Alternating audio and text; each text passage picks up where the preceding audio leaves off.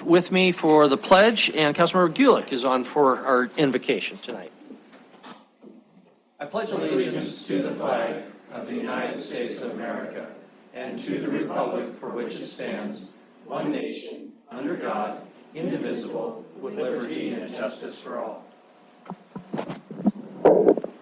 Holy One, known by many names, we live in a community of many needs, a variety of interests, and limited resources. But we must live together as one community. Sometimes we are very successful working together as a community, as demonstrated this weekend by the collective response of emergency responders and hospitals when the Briarwood Golf Clubhouse deck collapsed.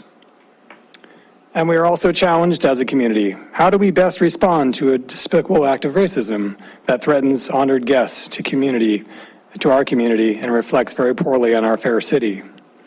Show us how to transform our shock and shame at this divisive act into resolve so that no one in our community feels, so everyone in our community feels welcome. Grant us the wisdom and courage to know and do what is right and good and true. May we speak out when it is time to speak out and listen patiently and receptively when it is time to listen. May we always be guided by the spirit of community, by the spirit of justice, and by the spirit of love.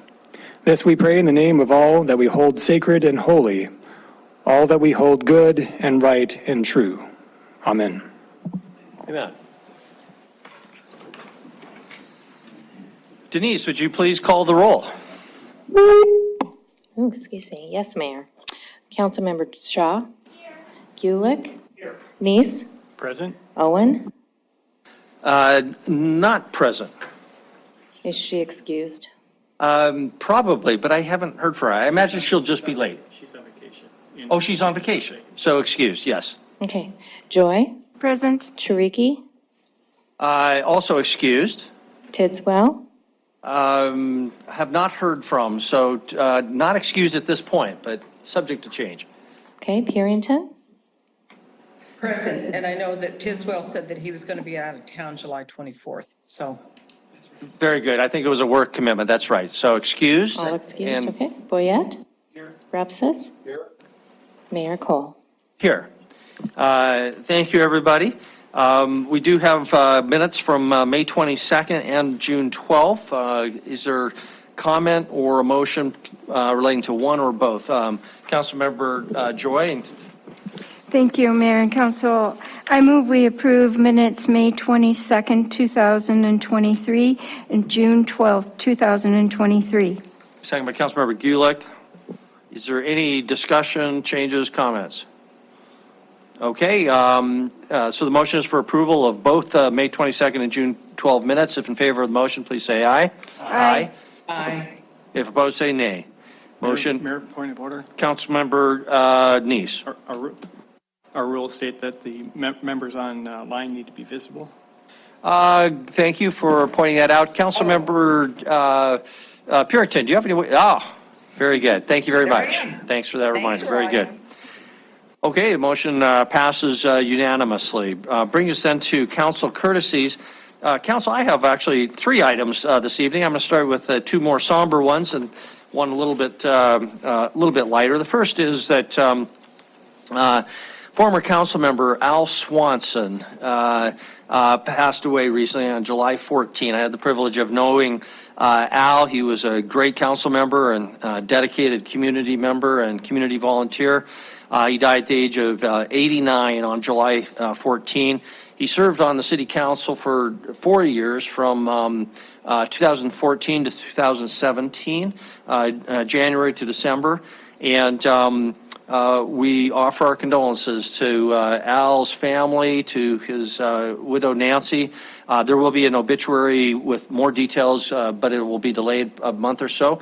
And my understanding is there will be services held on September 8th at 11 o'clock, First United Methodist Church in town. So stay tuned for that. And again, our condolences to the Swanson family and appreciation for his service to our community. Also, city council members received emails last night and this morning about a a noose that was found on a light pole in downtown Billings. And so I issued a statement to the media today who was inquiring about that incident, and the statement reads as follows. Dear citizens of Billings, we are aware of an image circulating on social media of a noose hanging from a light pole in downtown Billings on Sunday morning. The Billings Police Department received a report relating to this event, and it has been investigated as a hate incident. The report was made by a musician in the Lyle Lovett Big Band, which performed at the Alberta Bear Theater on Sunday night. As of Monday afternoon, the Billings Police Department does not have any witnesses to determine who placed the noose on the light pole or what their intention might have been. The police department also has attempted to locate cameras that might have captured footage of the incident, but to date, those efforts have been unsuccessful. The Billings Police Department is continuing to investigate this incident. If you have any information, please contact law enforcement. Your city council, police department, and city leaders take this matter very seriously. We condemn any hateful speech or symbols of hate in our community. With that, then my final courtesy is this banner here. And with that, council, I'm just going to ask, there was a request for a photo that maybe we can hang it off in front of us. And this is in commemoration of the International Air Show that will be happening in Billings on, I believe it's August 12th. Don't quote me on that date. Jeff, did I get that right? August 12th and 13th. Can everybody jump in here and be seen?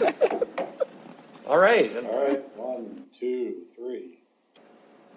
1, 2, 3. Okay. Very good, thank you. It's going to be a great show. And it's going to be 76 degrees. Our airport director, Jeff Roach, guaranteed that I heard him. And if it's not, he'll air condition the entire field. So, okay, thank you, council. Are there other council courtesies this evening? Any other council courtesies? Okay, thank you very much. Councilmember Purington, if at any point I do not see your yellow hand go up, please feel free to interrupt and just say something, but we'll try to keep our eye on the screen. Thank you. We have no proclamations this evening. Are there any council reports? Councilmember Joy. Thank you, Mayor and Council. I just wanted to give a little bit of a report on the public engagement that Mobilize the Magic City did during the Strawberry Festival. And we had a little bean poll where we asked people a question, and then after they took the survey, they could, or the poll, they could enter into a raffle. We had a little strawberry pillow. And so I would just like to say that the question was, what are the benefits of public art? And the number one response was neighborhood beautification.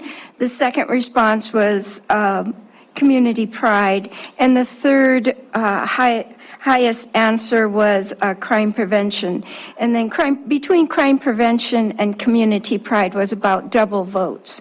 So, or half as many votes for crime prevention. So that gave us a little bit of an idea of what people at the Strawberry Festival were thinking in terms of what the benefits of public art are to our community. And as we had a poll, after the poll, people entered the raffle. We had 438 people that entered the raffle for the strawberry pillow. So I'm thinking next year we're going to go scented candles. So just a heads up. Thank you, Councilmember Joy. Also, so I will report to the council that the Policy Coordinating Committee last week approved the Transportation Alternative Program, the two applications that had previously been before this body for the Stagecoach Trail application for that funding, and also for the Lockwood Sidewalk Project. So those will be moving ahead, and also approved the Long Range Transportation Plan that previously had been before this body. So those are both moving forward. Any other council reports this evening? Don't see any. So Kevin Ifland, our acting city administrator, do you have any reports? Put the sign there, Councilmember Yes. Boyette. Just a couple things. Just a reminder, council, that we are meeting next Monday, July 31st. It is not a bye week. The rescheduled work session from July 3rd will be held, and there's no ex parte communication sent to the mayor and council after 3 o'clock today. And that's it. Thank you, Kevin. We'll then move on to public comment on things that are not going to have a public hearing later. Tonight, that is agenda item 1, our consent agenda and all of the subparts. And then item 5B, although if you want to wait until we get to 5, that's the annexation agreement for the Mack and Spaney properties. So if you need to leave, feel free to make comments on that, or you can wait until we get to item number 5. Everything else will have a public hearing later. Is there anybody who would like to make public comment on item 1 or item 5B tonight, or at this time? No one is coming to the podium, so we'll close the public comment on those items and move to item number 1, our consent agenda. Council, are there any items that require separation in item number 1? Okay, is there a motion relating to item number 1? Oh, thank you very much. Councilmember Purington. Thank you. The only one that I really have a question about, and I don't know who is there from planning or zoning, but the preliminary major plat for Howard Billings Industrial Subdivision, there was a question to me about the variance. Because I thought that variance, the way I read it, the council was to approve it. But I thought council didn't approve variances. I thought the Board of Adjustment did. So just a question. Thank you, Councilmember Purington. We've got planning, and Laura is before us, so go ahead. Monica, not Laura. Or Monica, I'm sorry. I said Laura. It wasn't. You don't have a sign in front of you. It wasn't Councilmember Neese this time, so. All right, Councilmember Purington, Mayor and Council, to answer your question, the subdivision regulations do allow the opportunity to apply for variances related to subdivision. So the variances have to be to a standard required within the subdivision, and those are not like zoning variances. These are reviewed by the governing body and do not go to the Board of Adjustment. The planning board, when they made their recommendation, they recommended to deny the variance, and that's how your recommended motion is worded. Very good. Thank you. Okay, any discussion, or do we have a motion on item number 1? Councilmember Gulick? I move to approve the items on the consent agenda as submitted. Second by Councilmember Boyette. Discussion. Any further discussion or questions? Seeing none, we'll proceed to a vote. The motion is for approval of the consent agenda with no separations. If in favor, please say aye. Aye. Aye. Motion passes unanimously. Brings us to item number 2. Denise, would you read item number 2? Public hearing and resolution approving and adopting FY 2023 budget amendments. Staff recommends approval. Thank you very much. Our Finance Director, Andy Zeller, is bringing up the PowerPoint. Andy. Good evening, Mayor and Council. I have for you 5 FY23 budget amendments. These went to the Budget and Finance Committee 2 weeks ago, I believe, and are recommended for approval. The 5 items, I'll just go through them quickly. There's nothing beyond what was in the staff memo. The first one is for the funding for City Hall construction. That project, back in December, we had identified it was going to be under budget, and we had come to you guys for a new funding plan that you guys approved on December 19th. And none of these were anticipated in the FY23 budget, hence the budget amendment at this point to be consistent with that. Second one tied to that is for City Hall construction fund. Again, when we adopted the FY23 budget, it was based upon the preliminary numbers as we got further along in construction, we knew that we would need more funding. That's why we had number one. And this is for the construction contract that you approved on May 22nd of this year. Third one is for fleet services. They had 2 long-term employees retire during the fiscal year. It was unplanned, and we had payout of their accruals, so it wasn't budgeted in FY23. There's fund balance in that fund for this as well. Fourth one is property and liability insurance. We had anticipated originally with the FY23 budget that the combined rates would go up about 20%. Actual premiums were closer to 33%. Hence the need for a budget amendment. There was fund balance available to cover this, but ultimately this will be recouped through charges to departments. That's how we source funds for property and liability insurance. And that will begin actually in this current fiscal year. And the final one is for the East Tax Increment Fund. Largely, this is for development incentives. There were 2 that were approved and paid, totaling $229,000. The original budget is always just an estimation on what we think we might see, and so we had budgeted $150,000. Just want to be clear on this, that the amounts that we paid out are consistent with what was approved by council, but it was just a matter of timing on when the budget was approved. We didn't know which projects would be done and complete. And just for a point of reference on that, there's just a little over $1 million of cash in the East TIF fund as of today. So plenty of funds available to cover that. And that's all I have for this evening. Just a reminder, it's a public hearing, and then staff and the committee recommend approval.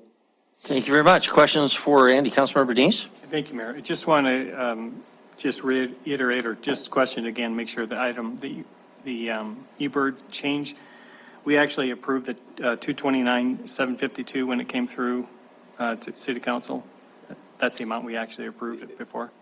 Combined between the 2 projects, yeah. One was for Yellowstone Ice and Water, and another one was for a fence.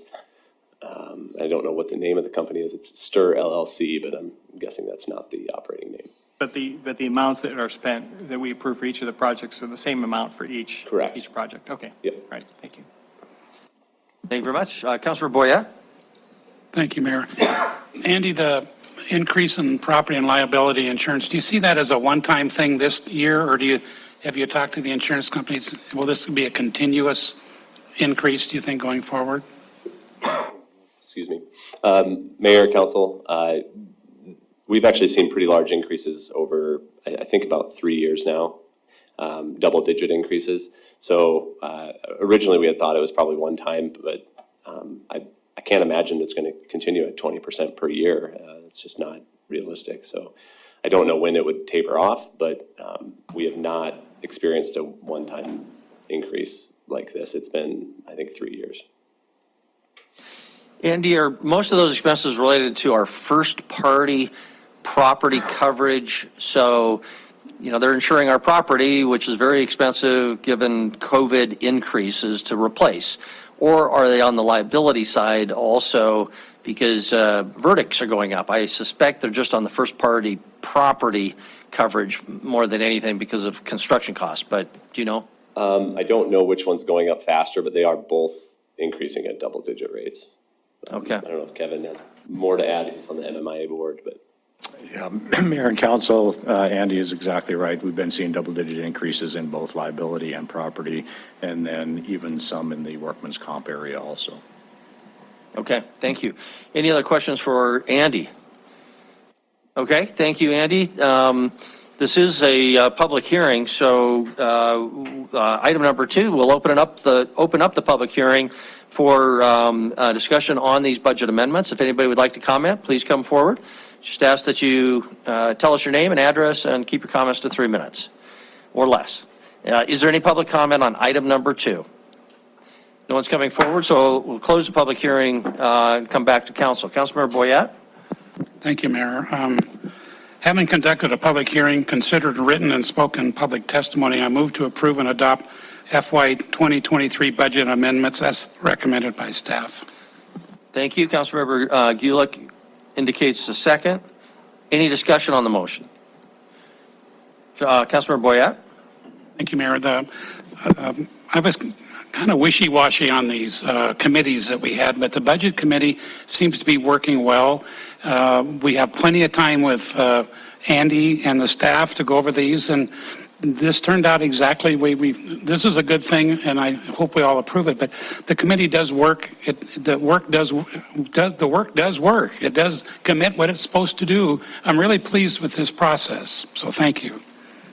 Thank you.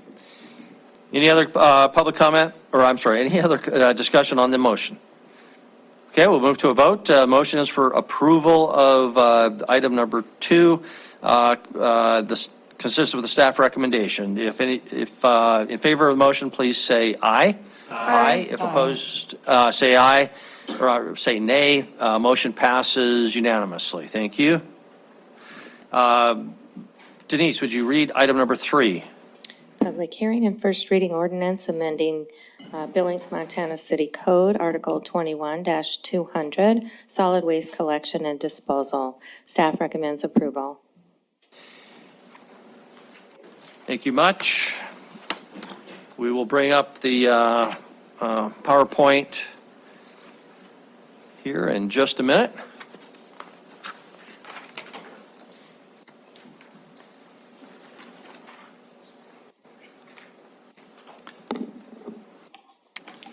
Jennifer. Good evening, Mayor and Council. Tonight on the agenda is the first reading and public hearing to amend Billings, Montana, or Billings Municipal City Code, Article 21-200 regarding solid waste collection and disposal.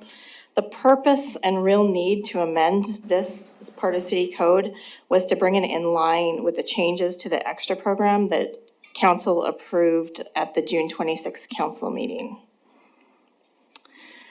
We also, when we started looking at the code, we decided we better clean up some of it in the process. So we proposed changing some of these terms to more commonly used terms. And then we deleted some definitions that were defined and then not ever used again in the resolution. So I think they were just kind of residual type definitions. Then we added definitions for the black container, customer, infectious waste, residential service, and solid waste so that we could reference those in other parts of the ordinance. And we modified definitions for yard rubbish and yard waste, essentially making it so that yard waste is now all the smaller materials that go into your yard waste container or could go into your yard waste container, whereas yard rubbish are those larger items that you may be able to bundle and call for an extra pickup on the curb if you'd like. So then we amended the yard rubbish part of the ordinance to change it to the yard waste and include the same verbiage that used to be in the yard waste part of it. The other small change we made was to section 21-203, that's the infectious waste. And in the code, it had $500 as the permit fee. We don't like to typically set fees per code. It's easier to adjust per resolution. So we're changing that, or we're proposing it to be changed to set by annual resolution. And then we made some amendments to the container section of the code. The first part of it is to specify that customers can have up to 2 black containers and 2 of the green containers. And then we also added in the part about a possibility of having a 64-gallon container or a 96-gallon, or some other sizes designated by city, and we provided that language in there just so that we could leave that open in case we added additional sizes in the future. It also specifies that if a residential customer does opt for a 64-gallon container at that lower price, they cannot have a second black container for residential service. They still have their yard waste and they still have their cardboard recycling at the curb, but really we want those people to get those containers that want that minimal amount of garbage. We did have a later change to section 21-208 after discussions with the mayor. This one's recommended. And we have a few of these in here that were not in your ordinance that was attached to the council memo. So this came this weekend and we changed it just to add the word commercial before containers in that section, because when you read it before, it seemed to indicate that we also allow residential customers to have their own containers that they buy and put out. And the reality is we only allow commercial customers to either lease or have their own containers. Then we made several amendments to the preparation of solid waste part of the code. The first two bullet points there are really just some minor amendments to clean up some very awkward language that was in the code. The second one is another highlighted one from the mayor's recommendations. So now that one simply says customers shall keep the area around the containers clean. And then the last three bullet points there are more substantive items.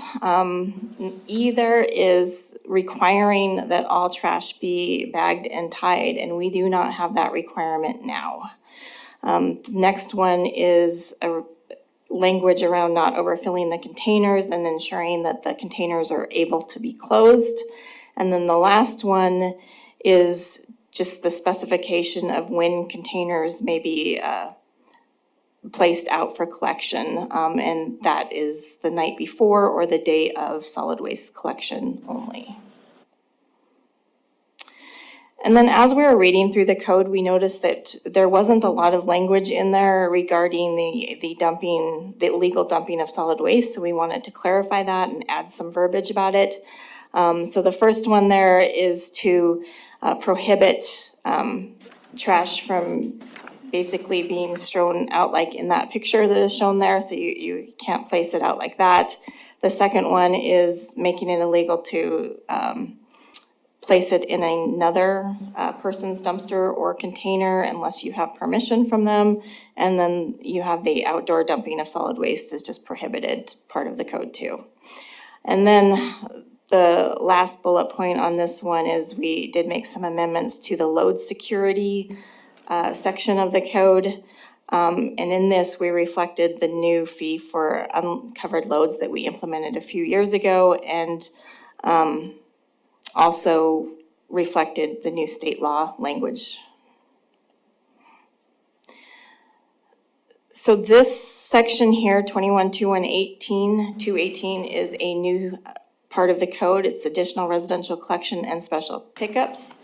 So first, it's talking about the cardboard and that we will be picking up cardboard only rather than the other extras.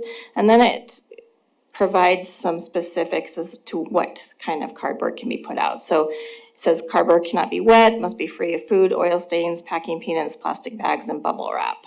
And then it also wants or asks for residents to be breaking down those cardboard boxes and either placing it next to a container or placing it in a larger cardboard box next to a container. And then the next bullet point is to really define our extra process. So it was passed in the resolution on June 26th that we have that $5 per item fee. So this is really defining what is an item. And that is equivalent to a 32-gallon container or approximately 2 feet by 2 feet, or yard rubbish that's not heavier than 75 pounds. And then the bulky program is also defined here, so it's really, the parameters are everything that is larger than what would be an extra. We do have two separate parts in our resolution, one for an extra item and one for a bulky, and really that's because it's two different kinds of trucks that need to go there. The larger items for that bulky program really need to be picked up by our grapple truck and have a different fee associated with that. And then we added some riveting language here about contaminated materials and asbestos, so I won't read that to you. And the last part that we added to the code was about delinquent bills. And the language in this part of the code is, it just mirrors what we have in our water and wastewater rules and regs, and is the procedures that we're already currently following. We just didn't have anything in the solid waste portion of the code for this. And then we are, after a public hearing, we're recommending that you approve the ordinance that staff recommended with the highlighted changes that were recommended by the mayor included. So I am here for questions. Thank you, Jennifer. Questions now for Jennifer. Council, any questions? And if you can bring, so I can see Councilmember Purington back on screen, if that's possible, that would be great. Or Councilmember Purington, at this point, we can't see you, so just feel free to speak up. Councilmember Neese, you had a question? Yeah, I did. Thank you, Mayor. Jennifer, was this ordinance run through any other committee besides just city staff? Councilmember Neese, no, we haven't ran it through a different type of committee. Okay, all right. Mayor, I have a couple of other questions then. Go ahead. If you don't mind. I can't remember which section it was. It was talking about, I believe it came to the subdivisions where they weren't allowed, I think, green cans or some kind of, I think, yard waste cans.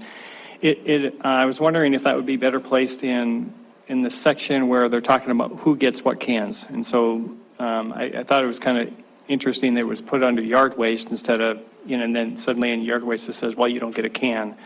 Instead of saying if you're part of a subdivision, then maybe that's a better place to put that is who gets cans where, and they would say, if you're part of the subdivision, then you don't get this type of can. I just thought the organization on that was a little confusing to find out later on. You wouldn't get a can if you're part of that subdivision. And that could just be something that you could easily move. I'm not changing the content, just where it would make a lot more sense to me. Sorry. You want to address that at all, or do you know what I'm talking about? I do know what you're talking about, and I think it could go either place. We wouldn't have any objection to moving that to the other section. Okay. I did have a question about the one section that talks about the hours that they go out, which I agree, and I like to see that the cans, I think I'm one of the ones who talk about that a lot, that people leave them on the streets. And if the intent is the right-of-way, meaning the alleys, the right-of-way alleys, I think that would really clean up the city and the alleys and stuff like that. But was the intent of that to include the right-of-ways of alleys so that everyone would have to bring their trash can in from the alley during the week or their non-collection days? No, the intent of that was actually for the front pickups, so the curbside sidewalks, so that you're not obstructing those pedestrian right-of-ways. Okay, so should we clarify that in the ordinance, that is actually just talking about the street right away and not the alleyway? Yes, we can clarify that. All right, thank you. And then there was the question about the cardboard. I like the idea that the cardboard has to be in a container, because that was my concern, is just going to be thrown on the street and the workers are going to have to be picking it up all the time. And so if they see that, if it's cardboard just laying on the street, they're going to drive by and not pick it up. Is that correct? Is that how they're instructed to do that? Councilmember Neese, let me look at that section, and maybe it's not completely clear, but we're not actually requiring it in a container. It can be stacked, it can be in another larger cardboard box, but it can just be left out at the curb stacked. Okay, I guess I think that we should require that in a container of some sort, whether it's their own box or whether it's their own can they purchase at a local store that is just a normal 35-gallon garbage can that they can fold up the cardboard and put in, so that our workers don't have to be, chasing the cardboard down in a windstorm or anything like that. Otherwise, we'll see cardboard just stacked and blown across the street in the alleys. And so I would like to see that section really confine that cardboard into an area that's going to be stacked. Or if not in a container, maybe it's required to be tied, just like we used to do with the bundles of yard waste. Is that something that can be done? So from a staff perspective, we would actually rather not have the cardboard in a container that they then have to take that cardboard out of. So it'll be easier and faster for them to collect it if it's not in a separate container, and they can just throw it in the truck. We're recommending somebody has a rock, just place a big rock on it if it's windy. But right now, 50% of what's out there as an extra is already cardboard, and I don't think we've seen the cardboard blowing around too much. Okay, well, I'll hold off any more questions to allow others. Okay, thank you. Councilmember Boyette. Thank you, Mayor. This is going to take some education of the citizens. I hope you have some good examples, pictures rather than words, so that people understand what they're doing and not doing. Because I can just see people just throwing cardboard out and say, well, here, you told me to do that. But I think we had some good examples, good pictures. Councilmember Boya, yes, we've developed a few pieces of communication already. One is just a one-pager that has pictures showing what can and cannot be done. We also have a larger one that has the pictures as well as the words. We'll be sending out the postcards that have, little words as possible, just this is your information. And then we're also going to be putting stickers on your garbage can. So remember, we're also doing the route optimization at the same time. We didn't want to do any more solid waste changes. We are done at this point. So we'll put that sticker that has, this is your day of service. This is, some of the rules. Okay, thank you. Councilmember Parrington? Thank you, Mr. Mayor. So I agree, Jennifer, and I think council had seen where I had some questions about this. I think the less words is always better, and to make it clear, but I think also we can't get into fine details in some of these items. And one of them had to do with the bagging in section 211. That was something new. I know we kind of talked about it, I think, at our last meeting when we were talking about solid waste, but it wasn't something that was, sealed.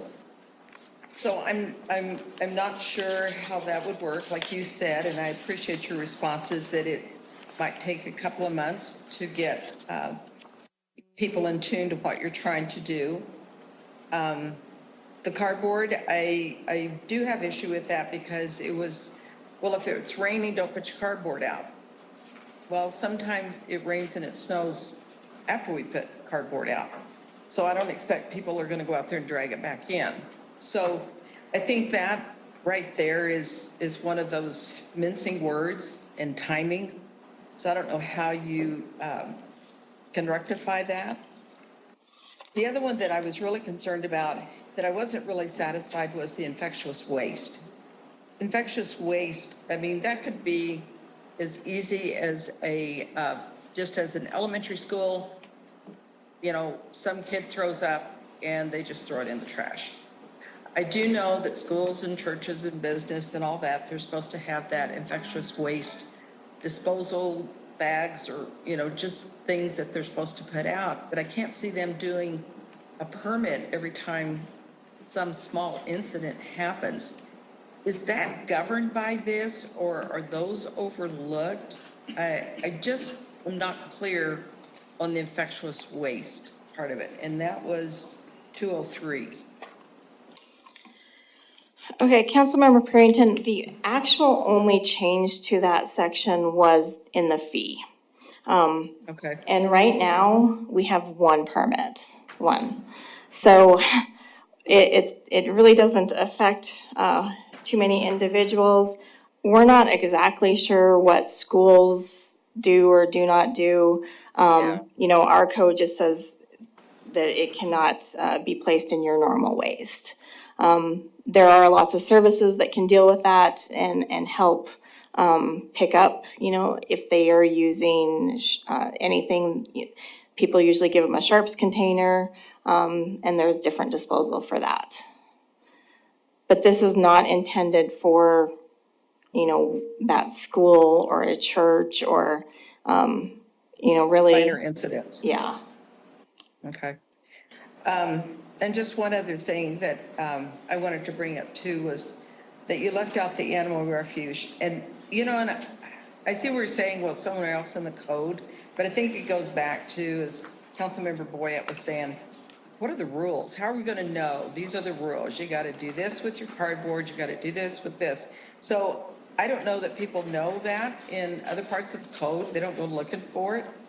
But if they have a list of things that not to put in their trash cans, then they could do that. And animal remains could be in there, I suppose. So I just don't think that's real clear to me, how that takes care of everything. So Councilmember Parrington, we eliminated certain terms like refuse, but then added solid waste. And we defined what solid waste consists of in those definitions. So it's all trash consisting of everyday non-hazardous disposal materials generated by households, institutions, industries, and agriculture, made up of waste, organics, and recyclable materials. Okay. And typically, I don't think that most people are going to our city code to find out, can I throw something in the garbage? I know. But we do have it on our webpage of what's permitted and what's not. That's in maybe more details than what we would want in a code. Okay, I'm just thinking we have a lot of hunters here, so I wonder what your fall garbage looks like. So I can tell you, one of the reasons that we want trash to be bagged is because of meat markets and all the complaints we've received on those, the bloody containers that we get. So at least if it's bagged, it's not going to smell as bad, but we do get that. Plastic, though, to your landfill. I guess that's in game on that one for me. So, yeah, and we're asking, it's gonna be an education piece, it's going to be, we want your black bins to be all bagged, but do not bag your trash, or your yard waste, because that we're composting. Okay, thank you, Mr. Mayor. Okay, thank you. Any other questions for Councilmember Ripsis? Thank you, Mayor. Jennifer, I hate to even say this. Section 204, I am probably the only one in the city that didn't realize that flammable and inflammable mean exactly the same thing. Everywhere else in the city code, most everywhere else, we use the word flammable. Would you have any objection to changing this to flammable? Because inflammable waste really just tripped me up. Councilmember Ipsis, actually, no, I looked up that word myself and found out it meant the same thing, so I didn't change it, but we wouldn't have any objection to changing it either. All right, thanks. Okay, thank you. Learn something new every day, don't you, Councilmember Ripsis? Councilmember Neese. Thank you, Mayor. Jennifer, because we're going to be having the one fee set by resolution, will we see the resolution before the ordinance comes into play? So Councilmember Neese, the current year fee was already paid under this $500 fee. So the next solid waste rate resolution will come to you next May or June, and that's when it will be approved. Okay, so so no one will come to us between now and next time the rate resolution comes out to apply for a permit or anything like that. So we don't need to do a resolution until that time? Correct. Okay. And then just to also ask about the timing of the ordinance, typically they're approved and there's a waiting time. Is it going to become effective on the date of when you make the change, or is that effective date going to be a little bit too soon that we need to actually state the effective date that you're wanting to make the change in the way the program runs? For the infectious waste only, or for all for the of it? entire ordinance. Because will this become effective sooner than you actually want it to? Because I understand you're going to make the change in September. September 11th is our date that it's going to be going out on all of our communications. So we have to have the second reading August 14th, and then it becomes effective 30 days after that. So the timing is right in there. Okay. Yeah. Okay, great. Thank you. Thank you. Any other questions for Jennifer? Okay. This is a public hearing, so we'll open up for public hearing and comment. Do we have any public comment on item number 3, first reading on the amendments to the solid waste ordinance? Is there any public comment on item number 3? No one is coming forward. There's no one online, so we will close the public hearing on item number 3. Come back to council. Councilmember Shaw. Thank you. Having conducted a public hearing, considered written and spoken public testimony, I move to approve the first reading ordinance amending BMCC Article 21-200 Solid Waste Collection and Disposal as recommended by staff, including the mayor's additions and all of the word changes you heard tonight that you said you had no objection to. Okay. Councilmember Boyette indicates a second. Discussion. Councilmember Neese? Thank you, Mayor. I like a lot of the changes in here. I think this is mostly a good ordinance. I think there's a few things in here I think need to be changed, and one of the things I'm concerned about is this ordinance came to us before it went through a work session, before it went through any committee, and as we saw tonight, this week, emails started flying around with different changes, and we're making changes on the fly in the night that we're approving it, and we're making approvals based upon whatever was said at the meeting tonight. And so I don't agree with making motions or approving things like that, and so I'm going to not support this. Although I think a lot of this is good, I think it would have been better for us to come to a work session and then get it hammered out and then finalized before it came to us. So that's all I got to say. Thank you. Thank you very much. Further discussion? Oh, thank you, Councilmember Purrington. Thanks, Kevin, for watching. So the question that or the statement that I have is that I'm not crazy about that timing thing of getting your receptacle in and out, because I wish that we could curb it in such a way as soon as possible, because people leave for the weekend, a neighbor may or may not take their trash bin in. And I just, from what I see in driving around, I see that those containers seem to go away, especially in the spring, because if not, they're going to be someplace else down the street. So I'm not sure that I like that timing language. So I don't know if anyone else feels that way, but I just am kind of reluctant on that one. Everything else, I guess I could live with. Thank you. Thank you. I'll just ask Jennifer to comment maybe on the enforcement side of that, because obviously if you're gone, you may want to put your garbage out more than just the day before, and you may not have a neighbor who will do that for you.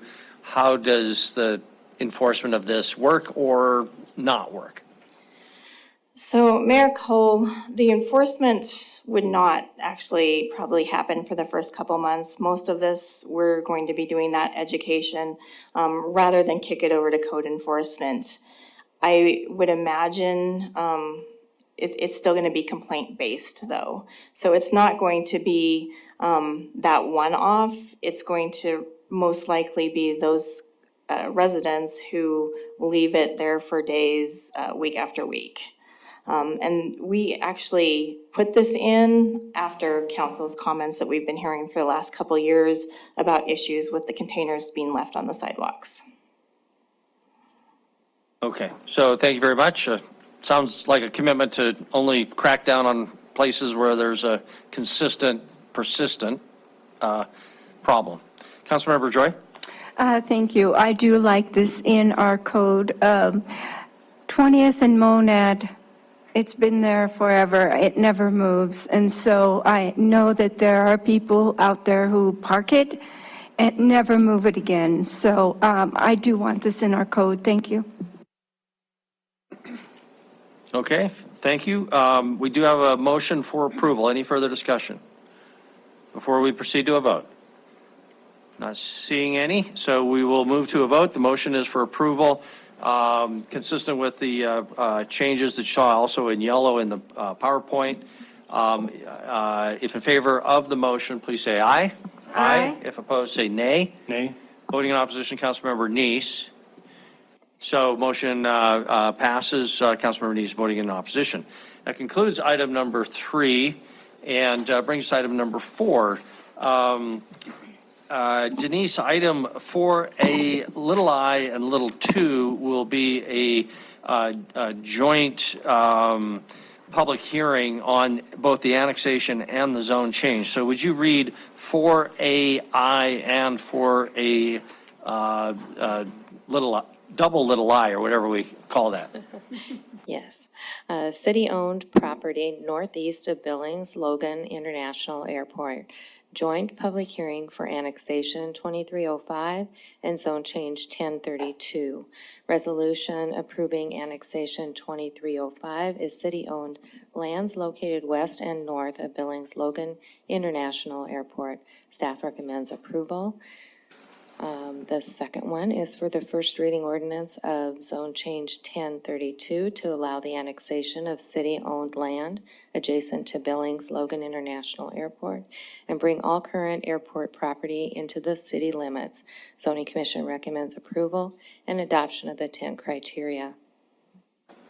Thank you, Denise. Our presenter is Hunter Kelly on the annexation component of this, and I guess we'll have a presentation on the zoning component by Nicole Cromwell later, but we'll turn it over to Hunter. For this annexation, I'll be doing the zone change as well. Okay. So good evening, Mayor and council members. One point of order before I proceed, there was a small error in your staff reports in the stakeholders section where it makes mention that a legal ad was posted in the Billings Gazette.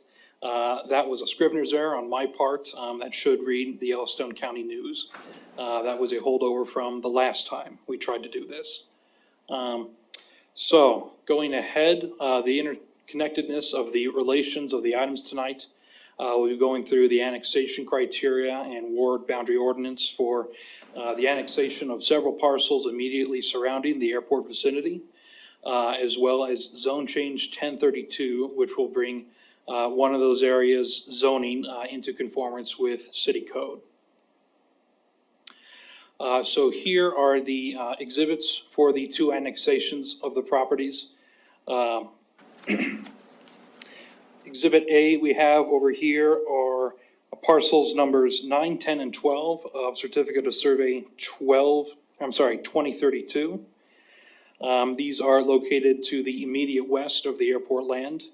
And then exhibit number B, that is immediately north to the airport and right adjacent to the runway. And that is Certificate of Survey 3795, Parcel C. So here are the two locations as shown in relation to our limits of annexation. So they are within our limits. Here are the satellite images of the site showing their current location relative to the area around it. Here is the current zoning available on all the parcels. So as I previously mentioned, one of these is going to need a rezone, which we'll get onto later. As it currently stands, the airport is zoned P2, Public 2, which is what we use for all of our civic institutions, airports included.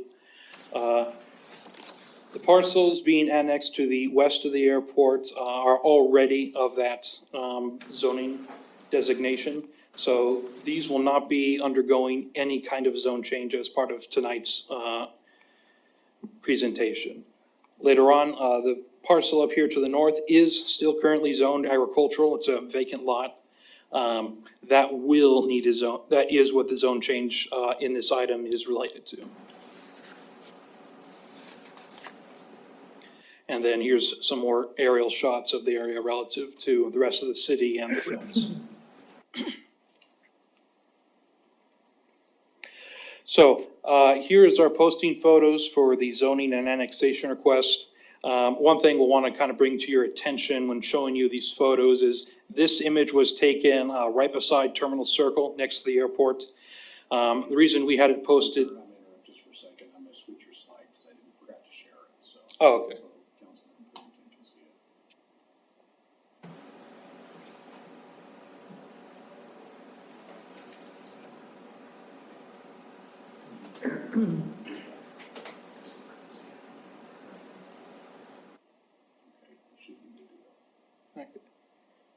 Councilmember Puritan, can you see everything? I can now. I was really interested in the photos because Okay.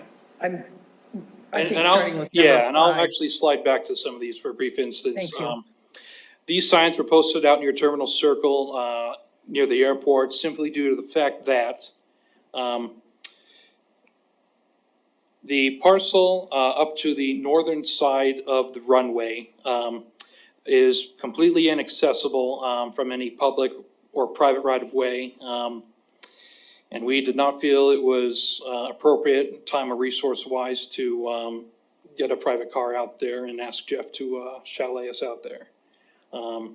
So that's why we had to post out there for that exhibit.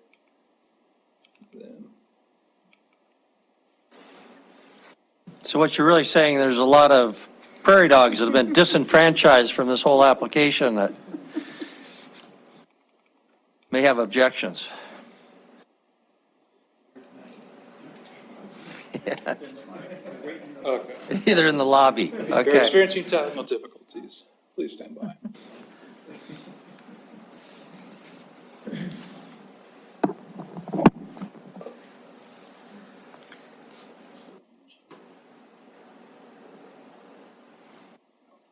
All right. All right, cool. And this is just a quick recap for Councilmember Parrington. Here are the exhibits of the areas to be annexed. Properties in relation to limits of annexation. And here are the current satellite images of the site relative to the airport. So I'm just gonna kind of, and here's the current zoning of all the lots again. I'll just skip ahead a bit. So this was as close as we get to the northern property. Here are some photos of the parcels out to the west of the airport that were being annexed. As you can see, still vacant land.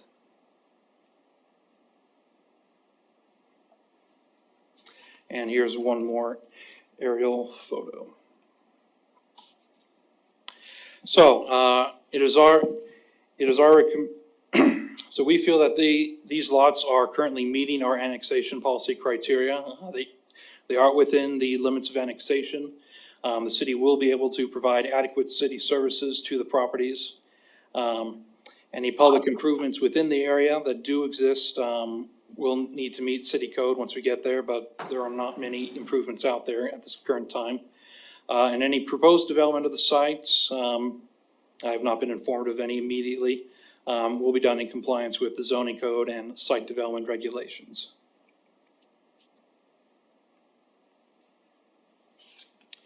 Moving on to the zone change, as previously stated, the properties to the north of the airport, which again was parcel C of the certificate of survey 3795, will need to be rezoned from A, agriculture to P2 to public 2, P2, in order to be into compliance with city code. This is the zoning we have in place for all other civic institutions, airport included. So it will bring everything in line with each other.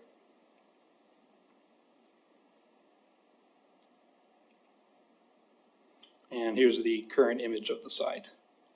So everything will be matching if approval. So with that in mind, we are recommending hold a public hearing to take comment on the annexation and zone change. Staff is recommending approval with the annexation, and then the zoning commission is recommending approval on the zone change and adoption of the findings of the 10 criteria.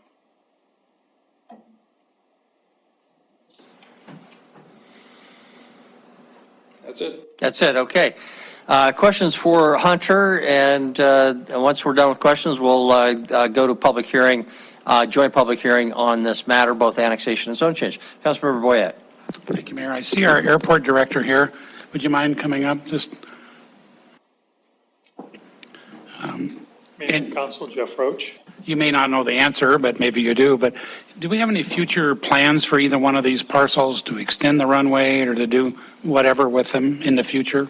Currently, there are no active plans for these properties that were acquired for airspace protection for the airport.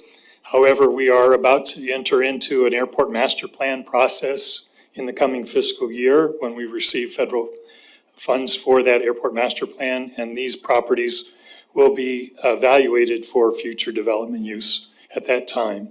Most of the properties fall within the required Part 77 airspace, which means that we cannot have development within those areas. Thank you. Any other questions for staff? Councilmember Denise? Yes, thank you. Actually, it's a very similar question, or maybe the same question, Kevin. Because I was reading the memo, it said that once we own the property, then we're required by federal grant assistance to utilize airport property to generate the maximum revenue possible. And so you mentioned something about the airspace. Is that this, what section, or area 77 or whatever it is? And so is this area that we're annexing, and we bought any of that outside this area 77? Yes, some of the property is outside of the Part 77 airspace protection area, and some, even within Part 77 airspace, falls below the protected airspace, so development could occur in those areas. One of the reasons that we've requested this annexation and zoning change was so that all of the property fell within the current airport annexation and zoning within the city limits, so that those developable parcels could be developed in the future if it is within the master plan. Okay, so we should probably expect that some of this land is going to be, we're going to be seeing development there, and the neighbors should expect there'll be development coming around those areers. Certainly is possibility, yes. Okay, and just another quick question, Kevin. On the map, they don't have it up here, but there's that sliver of I don't know if you can see it, but a little triangle here that doesn't appear to be part of in the city. So is that something we're going to see also be annexed in? It looks like the runway goes right by it. So if right through it. My request to the planning department was for all of the property to be included. I'm not aware of any that's not included in this. Okay, so it looks like it's outside the annexation area, or outside the city limits. So that area is the city or not the city's, and needs to come in. You can maybe put the map up and I can point to it.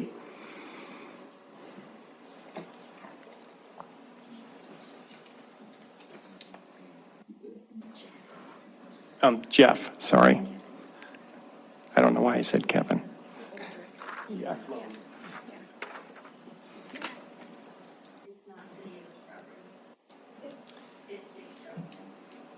Okay, state trust land, and so is the airport then just leasing the land from them? Is that how that works? Okay, thank you. Yeah, all the land being discussed is it's city-owned. Okay, thank you. Jeff, while we've got you, there's only so far you can go in answering this question, and then I don't want you to prejudge the master plan, but very big picture. Airport is critically important to the largest city in our state, any community. We are landlocked to the south by the rims. We're landlocked to the east by the highway and the gullies and the necking down and the hill that drops off. We're landlocked to the north by coulees, and we have space to the west, but the city failed to acquire land to the west that instead we let go to the Blaine family and then the Army National Guard. Not in my lifetime or yours probably, but is this space amenable to a large urban airport long-term? Or do we need to start talking about moving our airport? Certainly, we have a significant amount of excess capacity in our airfield infrastructure, meaning that we can have a lot more activity on the runways and taxiways at the current location. In the future, as land develops on the airport, there may come a time when the airport looks at acquiring additional property for future development to help continue to make the airport self-sufficient. At that time, financial decisions will need to be made as to whether or not it's in the interest of the city and the airport to acquire that property, or if there is some other action that needs to occur. The master plan will look at the next 20 years. I do not expect that the master plan will recommend property acquisition, but again, I hate to prejudge the master plan process, and that will be a part of that process. Okay, thank you very much. Any other questions for staff before we open up public hearing? Councilmember Purington. Thank you. Just a quick question. I think maybe the maps that you had, that Hunter presented, but just a question, that certificate 2334, track 1, which kind of wraps around that one runway, so we do have all of that property right now that is in the city, and it's P1. Those slivers that we didn't have that are in the annexation and zoning tonight complete that puzzle, if you will. For the city-owned property, yes. Okay, thank you. Okay, thank you. Anything else for staff? Don't see anything, so we'll open up for public hearing on items 4A little I and 4A little I2. Is there any public comment on either the annexation or the zone change of this item? Any public comment? No one is online, no one is coming to the podium, so we'll close the public hearing. And back to council. Councilmember Boyette. And here we do need to address separately the annexation and the zoning. So we'll do 4A little I to start with. Having conducted a public hearing, considered written and spoken public testimony, I move to approve the resolution approving annexation 23-05 as recommended by staff. Second. Second by Councilmember Neese. Okay, discussion. Any discussion? Before we proceed to a vote. Okay, the motion is for approval, item 4A little I, annexation of this property. If in favor of the motion, please say aye. Aye. If opposed, say nay. Motion passes unanimously. Item 4A little 2, Councilmember Boyette. Okay, we'll do it again. Having conducted a public hearing, considered written and spoken testimony, I move to approve first reading ordinance of zone change 1032 and adopt the findings of the 10 criteria as recommended by the Zoning Commission. Second. Second by Councilmember Neese again. Discussion. Is there any discussion? Don't see any, so we'll proceed to a vote. If in favor of the motion for a little 2, please say aye. Aye. If opposed, say nay. Motion passes unanimously. That concludes those items, but brings us then to 4B. Denise, would you read item 4B? Public hearing and first reading ordinance expanding the boundaries of Ward 1 to include recently annexed property in annexation 2305, a parcel located west and north of the Billings Logan International Airport. Staff recommends approval. Thank you very much. Council, you know how this one works. This is adding it to item Ward 1. I'm assuming there is no staff presentation on that one, so we'll just move immediately to a public hearing. Is there any public comment on item 4B? If so, please come forward. No one is coming forward. There's no one online. We'll close the public hearing on item 4B. Councilmember Gulick. Having conducted a public hearing, considered written and spoken public testimony, I move to approve the first reading ordinance expanding the boundaries of Ward 1 as recommended by staff. Second by Councilmember Shaw. Motion is for approval. Any discussion? Before we proceed to a vote. Seeing none, if in favor of the motion for approval, item 4B, please say aye. Aye. If opposed, nay. Motion passes unanimously. Item number 5. Similarly, we have a joint presentation on annexation and zone change. Back to Hunter. Take it away, Hunter. Mary, did you want me to read the items? Oh, I apologize, Denise. Thank you. That's okay. Would you please read item 4A, little I, and little I? Okay, that'll be 5A little I and 5A little I double little I, right? Okay? Yes. It's Mack and Spaney, is that how you pronounce that, properties? Joint public hearing for annexation 2306 and zone change 1030. Resolution approving annexation 2306, a parcel located north of King Avenue West, west of St. Mary Way, and east of South 44th Street West. Staff recommends conditional approval. Then there's the first reading ordinance for zone change 1030, 3 parcels of land located on King Avenue West between the St. Vincent's Healthcare subdivision and the Lenhart Square subdivision. Zoning Commission recommends approval and adoption of the 10 criteria. Hunter? Alrighty. So as you just heard, these are going to be 3 parcels tonight. Oh, there we go. Sorry about that. These are going to be 3 parcels we're going to be talking about tonight for this item. Much like before, the interconnectedness of the items tonight are going to be as follows. We'll be briefly speaking on the annexation and how this meets our annexation criteria. The annexation agreement that will be a part of that.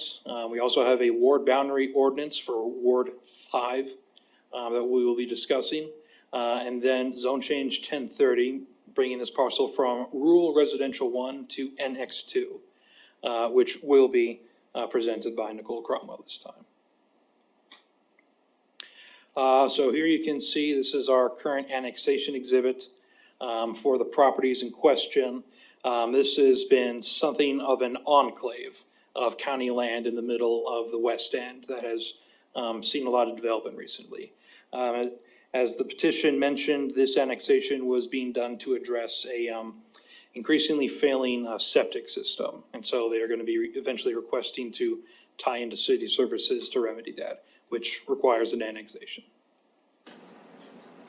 So again, here are our current limits of annexation in relation to the lot in question. So this is situated between South 44th Street West and St. Mary's Way along King Avenue West.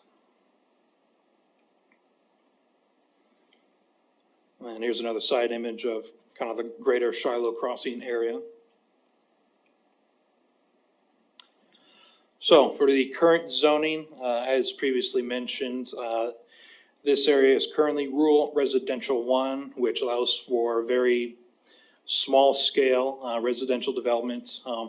Currently, it's sandwiched between 2 separate planned developments in the West End, and is also surrounded by a mixture of corridor mixed use, commercial mixed use zoned areas, CMU1 and CMU2, as well as a lot of NX2 and NX3, which is our mixed residential kind of apartment style densities. And then here it is kind of in greater scale. Here are some of the posting photos of the annexation and zoning request. This is directly facing the property from King Avenue West. Here is looking further west into the county from the property. Looking east towards the rest of the city, Shiloh Crossing. And then looking south on the opposite side toward Montana Sapphire Drive. So we feel that this this annexation does meet our annexation policy criteria. It is within the limits of annexation. The city will be able to provide adequate services to the property. Any public improvements within the area will meet city standards. All the property owners in the area will be required to sign a waiver of right to protest for future SIDs and the annexation agreement. Any proposed development will be done in compliance with the zoning and site development standards, which we will talk about the rezone in short order. The residential densities planned for the development will need to meet an overall average density of at least 4 dwelling units per acre. The intended rezone of this is NX2, which has a minimum of 2 to 4. It has a minimum of 2 units per dwelling unit and a maximum of 8 units per structure. So we will definitely be able to meet that density requirement. And then lastly, this annexation, we feel, does meet our growth policy, specifically the strong neighborhoods and home-based sections.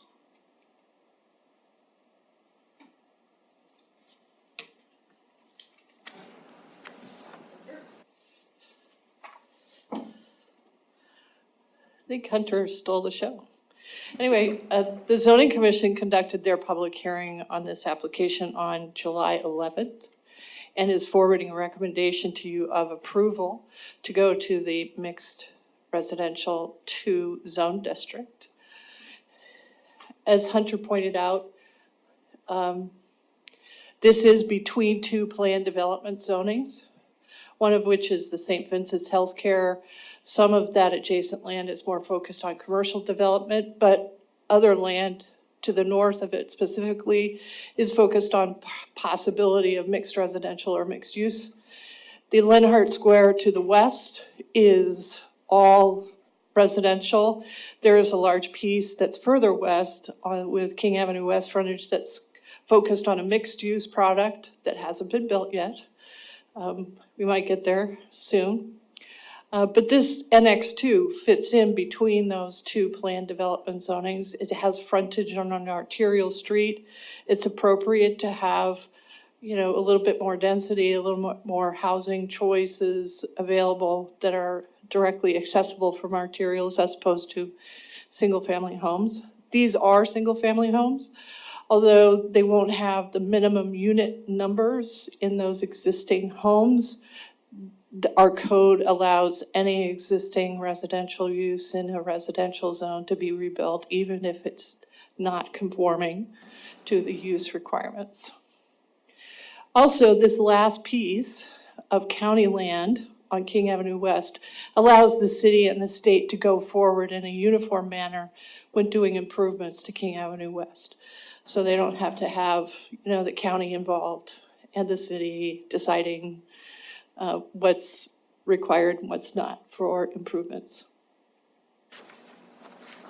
So that's it for the zoning presentation, unless you have some specific questions on zoning. But the zoning commission is recommending approval. We recommend that you hold the joint public hearing for annexation and the zone change, and then take public comment and do motions on those requests and ordinances. Thank you. Thank you. That's our staff presentation. Council, before we go to the joint hearing on annexation and zone change, are there questions for staff? Okay. Councilmember Denise, you got a no, nothing. No, that's good. Okay, Nicole, I guess I've got a question. My recollection is that, there's no, as part of the annexation requirement, no contribution being required for intersection improvements. But there's the possibility of, if you trigger the site development ordinance of 500 trips per day, then that triggers a traffic impact study that might result in contributions. This is probably never going to get to that. Are we leaving money on the table because St. V's, the Lenhart family, I'm sure people to the south, developers have all contributed to intersection improvements? Is this one coming in under the radar, so to speak, and we should be trying to get some, it may not be a lot, but some contribution for intersection improvements as part of this annexation? I'm not sure whether we are or not, because actually this property did have the improvements done for King Avenue West, whereas the adjacent Lenhart property did not. It had its sidewalk, but it didn't have curb or gutter or drainage further to the west. But there's probably a waiver for those improvements in the future. King Avenue West is also an arterial street. So most of those street improvements have already been covered, either through the state or the city's contribution. I'm not as familiar with the annexation agreement. And anybody else can There feel is free to an comment. I SID. just wanted to raise the issue. So if Hunter wants to comment or Monica, please feel free. That could be something that we can pry into just a bit more on the annexation agreement itself. That's a separate item just down the line. As I understand it, looking at the annexation agreement, and you'll have to forgive me a minute for. And just to clarify, the annexation, of course, is conditioned upon, typically within 45 days, the parties agreeing on a mutually acceptable annexation agreement. So staff could come back to this issue, I suppose, if they thought it appropriate. What we have here in the annexation agreement, and we could discuss this a bit more when that item comes up, is King Avenue West is a MDT-controlled street. Developers may be required to construct or financially participate in a city or MDT project to install curb and gutter and a drive approach in the future, and will be included in the waiver of right to protest. Yeah, and those street improvements, obviously more intersection improvements, but sufficient. Raise the issue. Think about it. Anything else for staff before we go to our public hearing? Don't see anything, so we'll open up for public hearing then. On item 5A, the annexation of this property, and item, that's a lie, and also 5A little 2. So please come forward. John. Good evening, Mr. Mayor, members of council. My name is John Halverson. I'm a planner with Sanderson Stewart, and I'm speaking tonight as agent of the applicant. Our address there at Sanderson Stewart is 1300 North Trans-Tech Way. So, yeah, not a lot to add here. I don't need my full 10 minutes, but yeah, Miss Mack came to us. Their septic system is failing and they need to be on city water now. So that's the whole reason for this annexation. We advised them to choose the NX2 zone because as a residential zone, it allows their use to continue as a compliant use. So if, you know, the building is obliterated or it burns down in some way, they can replace it. They can insure their buildings, that kind of thing. And then if in the future they do redevelop, it will be compatible with surrounding uses. So works for both the existing use and any kind of future redevelopment. That I'm not aware of any plans for redevelopment, but just thinking ahead there as we try to do as planners.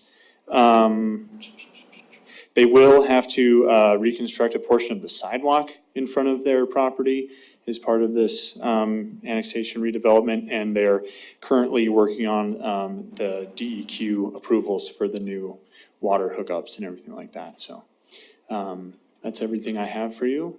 I'll take any questions. Great, thank you. Any questions for John? Don't see any. Thank you. Any other public comment on items 5A little I or little double little I? Don't see any, and there is no one online, so we'll close the public hearing on item 5A and come back to council. Council Member Rupsis.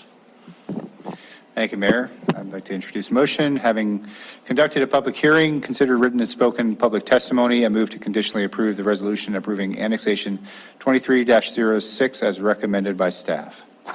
Second by Councilmember Boyette. Council, the motion is for approval. Any discussion on the motion? Any discussion? Seeing none, we'll proceed to a vote on these. This was only relating to 5A little I annexation. So on 5A little I, if you're in favor of the motion for approval, please say aye. Aye. If opposed, nay. Motion passes unanimously. 5A little 2, Councilmember Rupsis. Thank you, Mayor. Having conducted a public hearing, considered written and spoken public testimony, I move to approve first reading ordinance for zone change 1030 and adopt the findings of the 10 criteria as recommended by the zoning commission. Second by Councilmember Boyette. 5A(2). Motions for approval. Any discussion? Any discussion? Seeing none, if in favor of the motion, 5A(2) for approval, please say aye. Aye. If opposed, nay. Motion passes unanimously. Item 5B is the annexation agreement. Back to you, Hunter. All righty. So the annexation agreement for these lots generally goes through the regular language. I am typically not the presenter on these, but we did not have any representative from Public Works who could do so. In essence, the development agreement goes over the following. Access will be from King Avenue West. Sanitary sewer. The developer tracts will be served by an existing sanitary sewer main located in King Avenue West. Construction of any sanitary sewer services will be at the developer's expense. For water, likewise, they will be served by an existing main in King Avenue West. Construction of any water services shall be at the developer's expense. For storm drainage, if the developer tracts are redeveloped or changed from existing condition as defined by the City of Billings Stormwater Management Manual, in the future, the developers will manage storm drainage within the developer tract in accordance with the City of Billings Stormwater Management Manual. For street construction, street widening, and sidewalk, King Avenue West is an MDT-controlled street. Developers may be required to construct or financially participate in a city or MDT project to install curb and gutter and drive approach in the future will be included in the waiver of right to protest. A caveat to that is developers will be required to complete the missing portion of the multi-use path along King Avenue West. This was that sidewalk that John was mentioning. In between the adjacent properties in Lenhart, in the Lenhart Plan Development and this property, there is about a small 5-ish yard gap of sidewalk that disconnects the existing multi-use trail to the rest of it on the west. So that will be included as that is included as part of this development agreement. A traffic impact study is required if the development exceeds 500 trips a day. And any other improvements not specifically listed in this agreement shall be included in the waiver of right to protest. Getting to what we had previously discussed, Mayor Cole, there is a section in here regarding future intersection contributions, and it states as follows. A traffic impact study will not be required at this time. A traffic impact study will be required if developer tracts are redeveloped to determine developers' contributions to future intersection improvements if redevelopment exceeds 500 trips a day. The preparation of the future traffic impact study and any fees to mitigate impacts to the future intersection improvements will be at the expense of the developers. So staff is recommending approval. In the staff report, which I believe was authored by Chris Kukulski, he explicitly mentioned a kind of additional condition to that would be the extension of the multi-use trail as we previously discussed. Okay, anything further on item 5B from you, Hunter? No? Okay, so questions for Hunter or other staff? Councilmember Bernice. Mayor, you had brought this up earlier. I'm a little concerned about that staff doesn't know what the city may or may not have invested in extending the water line, the sewer lines, and all of that along this property that they didn't have to pay. And we have a multi-use path there, obviously. I don't know who put that in, if they paid for it or if the city paid for it to make sure that that path was extending.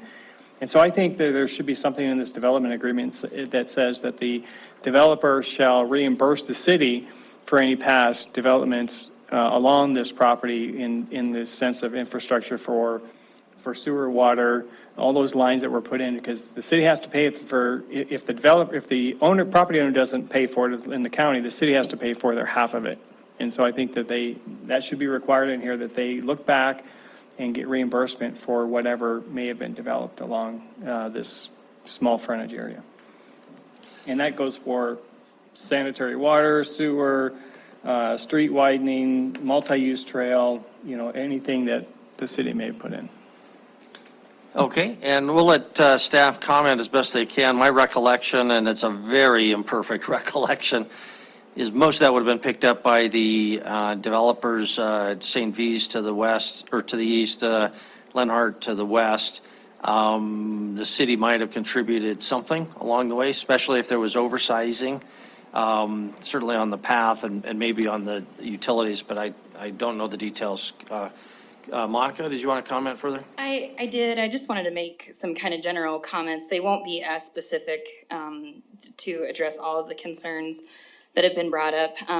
But in relation to, kind of this, is money being left on the table? The reality is we're looking at an Annex 2 parcel, 2 to 8 structures per principal building. In reality of everything that is going on in that vicinity, any sort of percentage increase for like an intersection contribution, because it's percentage based on trips per day, is going to be very, very nominal in comparison to the whole area. As far as, payback agreements or latecomers agreements, I do believe there are some like reasonable timeframes on those things. I don't know when that infrastructure was placed in King Avenue West from some of the more like above ground improvements, because it's an MDT route where the path is located now. That was done with the improvements of King Avenue West that MDT did. So I guess I would just, encourage you to, as you consider maybe making modifications or amendments, that you keep that perspective in mind. When we talk about something like 2 houses, we're talking about, 10 trips per day. So, we're talking about an area that serves a significant amount of traffic there. So I think if there is money that's being left on the table, I think it's a nominal amount. And I'm sorry, I don't have greater detail for you. Okay, and Monica, that makes sense on the intersection improvement cost, but do you remember or what the water extension and all those utility issues are? I don't, but I did want to mention that the city does have system development fees in which this property owner will pay to connect to an existing line. So I would say it's not that, this property owner gets to just hook into an existing water line for free. There are system development fees which are designed to capture kind of your buy-in, if you will, to the existing system. Okay, Councilmember Gila, Councilmember Shaw. Thank you. Monica, I guess I share some Councilmember Niece's concerns, but I also recognize that, proportional to what the impact is here, that it's very minor, that in terms of the impact to, and the demand upon all the infrastructure there. So it seems to me that at this point, only a nominal charge, if any, would be necessary for that. But, obviously it's now been rezoned and it could have much more future development there. Is this the only opportunity we would have to capture, or if it's redeveloped in the future with much more housing, is there a mechanism in the future to be able to capture some of that impact? I mean, it's my understanding, Councilmember Gulick, that, our threshold right now, consistent across all regulations, is for when you trip 500 trips per day. Of course, there's always the concern of there is a cumulative impact. And so, I guess, where I would maybe direct you is if you want to identify a lower threshold to require that they do a traffic study, to identify any sort of mitigation measures or things like that, you're certainly welcome to do that, recognizing that it would be inconsistent with what is usually done. But because it's an annexation agreement, you're able to do that. So I guess that would be my only advice to you. Okay, thank you. Will Councilmember Shaw and then Councilmember Purington? Thank you. But this doesn't require a public hearing, so I move to approve an annexation agreement with Molly and Daryl Spaney and Michelle Amon as recommended by staff. Okay, so there was a motion. I heard a second from Councilmember Joy for approval. Councilmember Shaw, Councilmember Joy, do you want to speak to your motion before we go to Councilmember Purington? Thank you, Mayor and Council. I guess this really comes down to the reality of what our future is going to be on the West End, in the sense that we have all these little tiny county islands. And in Ward 3, we had a county island that was an industrial use. And a constituent called me and said, "Oh my goodness, are we going to allow this business to come into the city?" And I said, "It's a good thing." And that property is a much better neighbor. So I think this is really a situation where council is going to have to face this over and over. Septic tanks are going to fail on the West End. The West End does have a lot of county islands that are very low density development, and we need to decide whether or not we're welcoming that or not.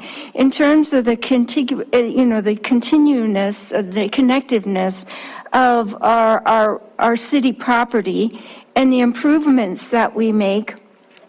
I mean, how do you get a 5-foot gap? I'm not sure.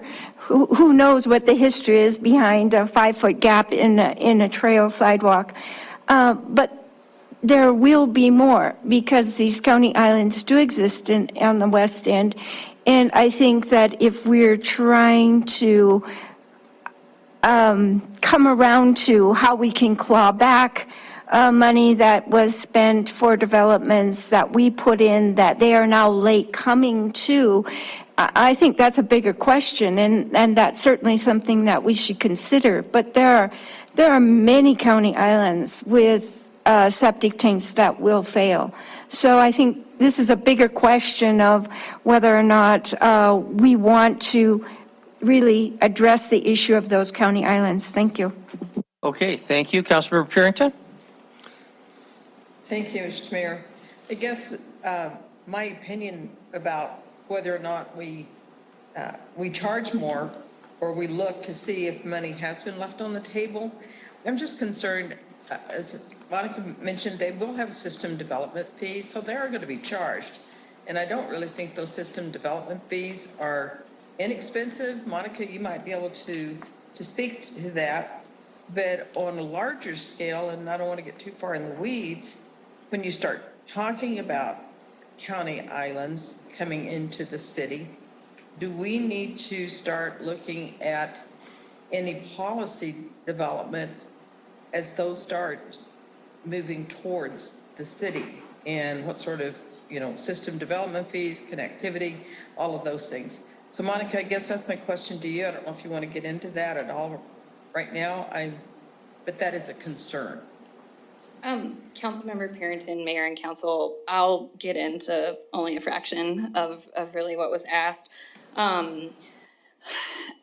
As potentially another solution to offer up that may alleviate some concerns is sometimes the city does have actual agreements with an installer of an improvement.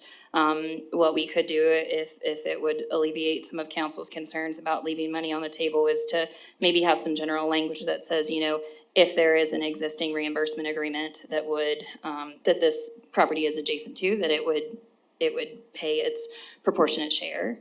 That might be something so that if we do in fact have one of those for those King Avenue improvements for water and sewer, that would put them on the line a little bit. So that's just a solution that I could offer up there. And then alternatively, Council Member Purington, I have a direct line to Public Works right now, so excuse me while I look at my phone.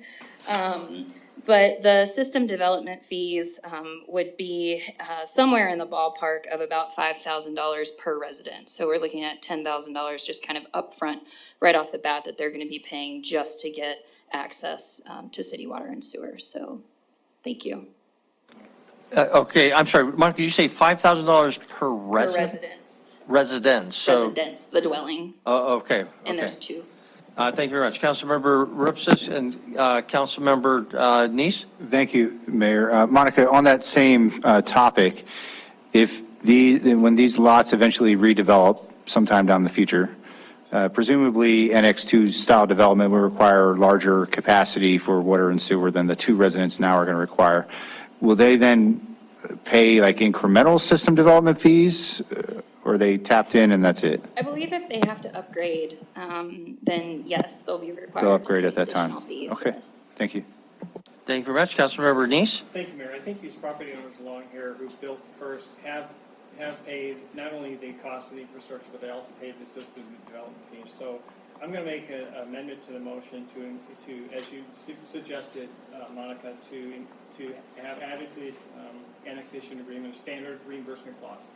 So that if it runs across there, we find that there is something there that can be able to pay that. And I know it may be nominal, but it is money that went out of the city and it should be reimbursed back to either the city or maybe even, who knows, St. Louis may put in the path and maybe they get reimbursed that. So that's my amendment.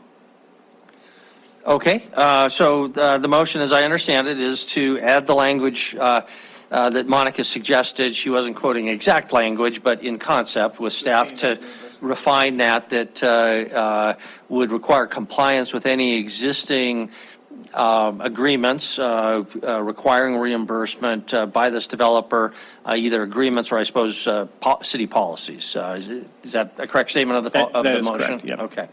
Is there a second? Councilmember Ripsis makes the second. On that note, I'll ask Monica, how many acres are we talking about?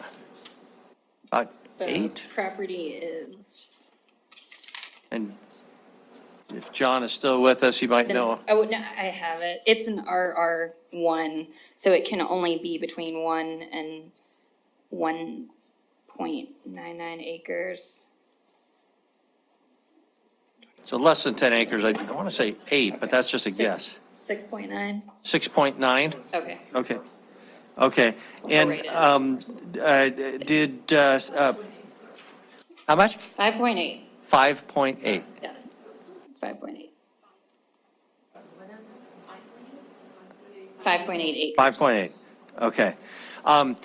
Did staff review the Lenhart Square Development Agreement? And this relates to the motion that has been made and seconded, which would be an amendment to the underlying motion for approval. And the reason I ask that is, if not, you sure should, because I don't remember the details of that, but back in the late 1800s, when I was involved with drafting that agreement, there is a formula in there about reimbursement or the division of costs, I think, on the 44th Street intersection. And I don't know whether it impacts this property or does not, and that would be certainly something that staff should be looking at if it has not already. So. Sure. I personally am not familiar with that agreement. I will definitely do that as well as talk with Public Works directly on it. I mean, I think if the idea here is that if there's any sort of, agreement in place right now with the city that would require some sort of reimbursement, that essence is captured in the updated language. So I think I'm very clear and can make it very clear with Public Works staff what we're looking for in language. So I understand it to be comprehensive and not limited to just a water and sewer reimbursement. Okay, it's a very detailed agreement that deals with this area of the property. Sure. Of No, thank you. the city. Councilmember Joy. And then, again, the motion is, or the amended current motion. matter is the proposed amendment. Thank you, Mayor Cole and council. I won't support the amendment because in Ward 3, there are people who are on septic systems, and the improvements have been made for them to hook to the city sewer system, but they can't afford the system development fee. For properties and homes that are worth maybe around $200,000, I won't support this motion, At this time, we simply have property owners. We don't have a developer. We don't have a redevelopment before us. We simply have some residents who lived in the county who can no longer live in the county because of their septic systems. And there are people in Ward 3 on septic systems who are not connected to the sewer. The system development fee is a lot for a home, a property that's worth $210,000. I won't support the motion. Thank you. Okay, thank you. Any further discussion on the proposed amendment? Thank you, Councilmember Puritan. Thank you. Roy had his microphone off, so I really didn't catch the drift of what this amended motion is. So if someone could make it very clear to me, and then also on top of that, I guess I would like to hear Monica's take on if this is a shift so that these property owners would, it's adding an awful lot to what they thought they were going to be paying when they come into the city. Thank you, Councilmember Puritan. Do you want me to try and restate what I said? Sure, Councilmember Neese will restate his motion. Best of my ability, I'll state what I said, and, because you're right, I think I did have my mic off. The property owners along this area they've already put in, they've had to pay for the sewer and the water, and all of that has come in along the street here. So they've already paid for that, and anything that was in the county, of course, they didn't pay their share of it. The city or someone else had to pay it, and then you may have had a reimbursement agreement that we don't know of yet. And so the idea is everyone, even the developers who originally put in there, had to pay that, plus they pay system development fees. And so all we're doing is having the staff to go back and look if there is a reimbursement options in there, that they would do the same thing as if they were bringing the property in when the land was first being developed there, and they would have paid the share of the infrastructure at that time. And so it's just being more equitable that they're paying their share as that area was developed. I think that's close to what I said, but maybe a little different. Yeah, the only question is whether the requirement is that there actually be an existing agreement out there as opposed to just the practice of what happened. But Monica, you want to comment? I'm sorry, Mayor. And then what I recommend, my amendment was to take what Monica's recommendation was to use their standard reimbursement clause that they have, that we've seen before, where they would put that in add this to this agreement. So that was my motion. Oh, okay. Monica? I would just summarize, maybe in fewer words, that the intent is that if there are any sort of existing reimbursement agreements that this property is adjacent to, or other development agreements that would require this property owner to pay back anything, that they would be subject to participating and reimbursing those earlier developers. So follow-up Yes, question. that's exactly it, Monica. I think for the staff to go through and look at how much exactly the city may have spent on something when there wasn't a reimbursement agreement already in place would be onerous on the staff to do that. And so we're looking for existing agreements that may be in place so that they. Yes. Councilmember Puritan, I do know that you had said that you were interested in my response on something, but now I've forgotten the question. If you could please repeat it. I don't know if I remember it, but I think it had to do. Shift in policy. Oh, the cost, the degree of cost. Yeah, a shift in policy. I guess, here's the thing, council members. Annexations, as we all know and talk about each time, there is a level of discretion that can be applied. I do think that a lot of the things that are on the table here, we've been given no indication that these property owners intend to be the developers of the project, of a future project. There's nothing on the table at this time. It is just two residences who are coming in due to environmental issues. We want to see these properties, from a planning standpoint, we want to see these properties come in so that we can, so that there can be consistency in the area. Yes, I think it would be a little bit out of character, but it's your discretion. So however you see fit is how we'll move forward with the language. Okay. Thank you. Okay, thank you. So, Council, are we ready to vote? I'll just comment that I will vote in favor of the motion because, well, I raised this issue and I do want staff to go back and look at it. If staff, it's obviously a little bit fuzzy, so if staff comes back and wants to clarify something, they could do that in the future. By our own resolution, we have 45 days to do that. That 45 days is for our benefit, is clearly my understanding. Not for the, there's no contractual obligation to comply with that 45 days for the developer. We could change that if we needed to, but this will at least cause staff to go back and look at this issue. I'll vote in favor because that way I could make a motion for reconsideration if I needed to go back and adjust this if staff comes back with something that requires reconsideration. So any further discussion on the proposed amendment, which again is just to direct staff to go back, look at this language, incorporate this requirement. That's the amendment before us. Are we ready to vote on the amendment? Okay, nobody's disagreeing. Mr. Mayor? Councilmember Purington. Thank you. I just want to clarify. So you said that you could come back within that 45 days for reconsideration, but it would have to be at the next business meeting, which is what, 2 weeks away? Is that correct? Will staff have that preparation done before then so that council can at least hear it? Thank you. Monica has come to the podium. Sure. So the next meeting would be August 14th. I think my understanding of the language is to, yes, we can follow up and shoot you an email and let you know if there is an existing agreement or not. I really think that that's all the follow-up it will be. The reality is if you vote on this annexation agreement, it's what we're asking the developer to sign within 45 working days.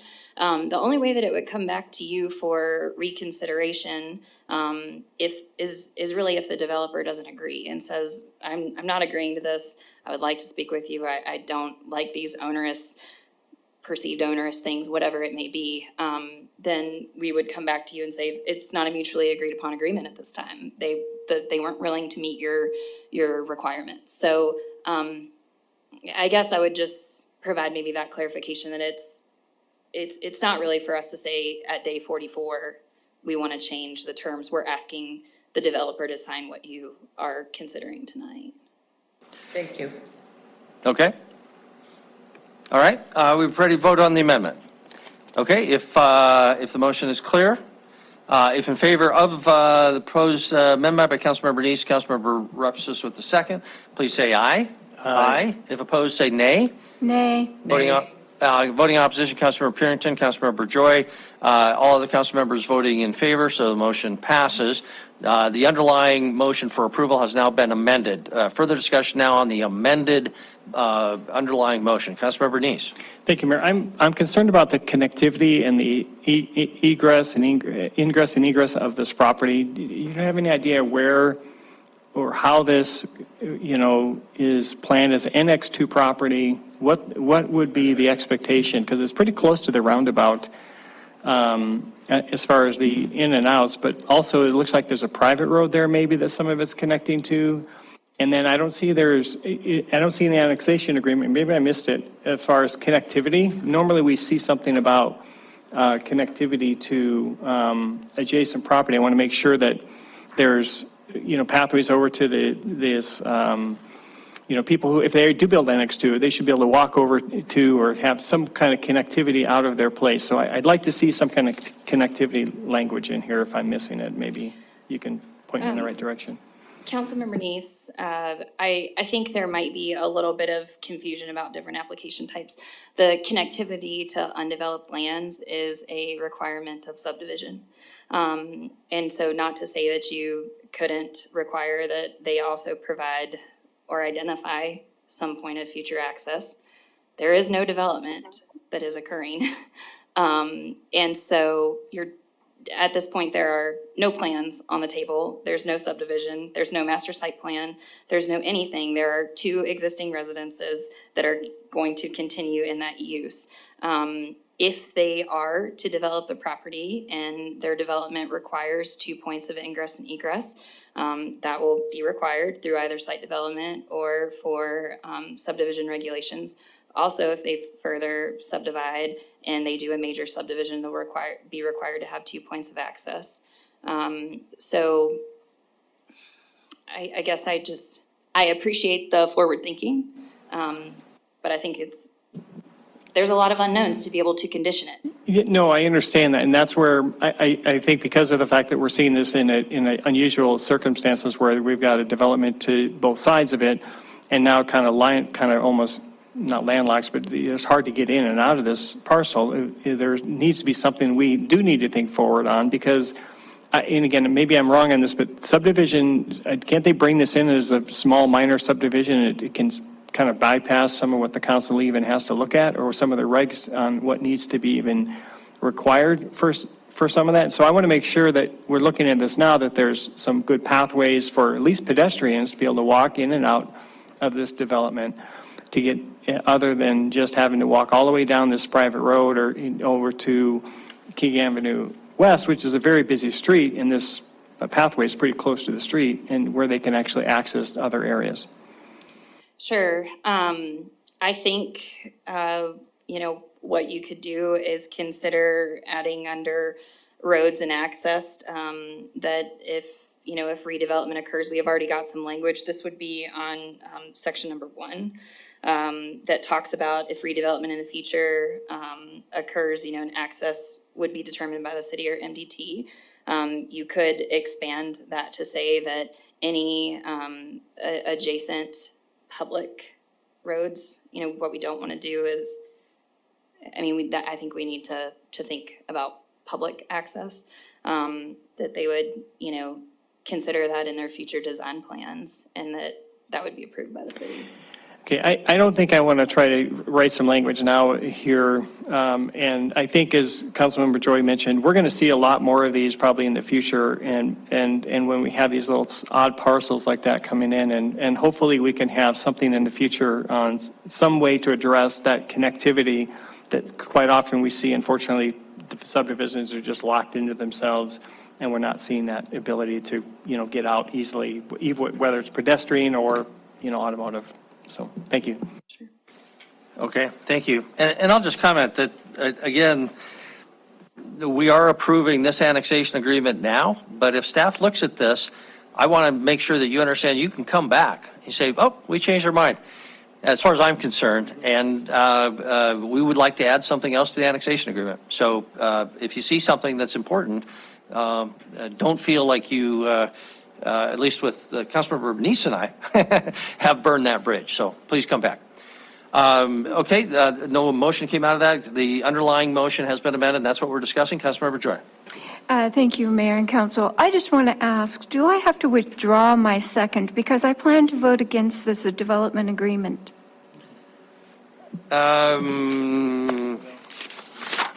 I don't know how that works. You're right, that was your second. I don't think so. Okay. I think that's if you make the motion. I think you can still vote against it. Yeah. Otherwise, it could be a little chaos, how we turn back the hands of time there. So we appreciate your helping us there and not doing that. Okay, so are we ready to vote on the now amended underlying motion? Okay, everybody's nodding their heads. So the motion that has been annexed is for, amended is for approval. Item 5B, the annexation agreement as amended. If in favor of the motion, please say aye. Aye. If opposed, say nay. Nay. Councilmember Joy voting in the opposition. All other council members voting in favor. Motion passes. Item 5C. Denise, would you please read item 5C? Okay, it's public hearing and first reading ordinance expanding the boundaries of Ward 5 to include recently annexed property in annexation 2306, a parcel located north of King Avenue West, west of St. Mary Way, and east of South 44th Street West. Staff recommends approval. Okay, I'm assuming there is no presentation? No staff presentation. We do have to have a public hearing, so we'll go to that immediately. Is there any public comment on item 5C, which would add this property to the Ward 5 boundaries? Nobody is coming forward. There's no one online. We'll close the public hearing on item 5C. Council, is there a motion? Councilmember Boyette. Thank you, Mayor. Having conducted a public hearing, considered written and spoken public testimony I move to approve the first reading ordinance expanding the boundaries of Ward 5 as recommended by staff, And Councilmember, including the amendment. okay, Councilmember Ripsis indicated a second. Any discussion? Okay, we'll proceed to a vote. If in favor of the motion, in favor, item 5C, please say aye. Aye. If opposed, say nay. Motion passes unanimously. That concludes item 5C. Council, it's right after 7:30, so let's take a break. We'll come back for our final item, item number 6. It's 7:31. We'll try to come back in about 5 to 6 minutes.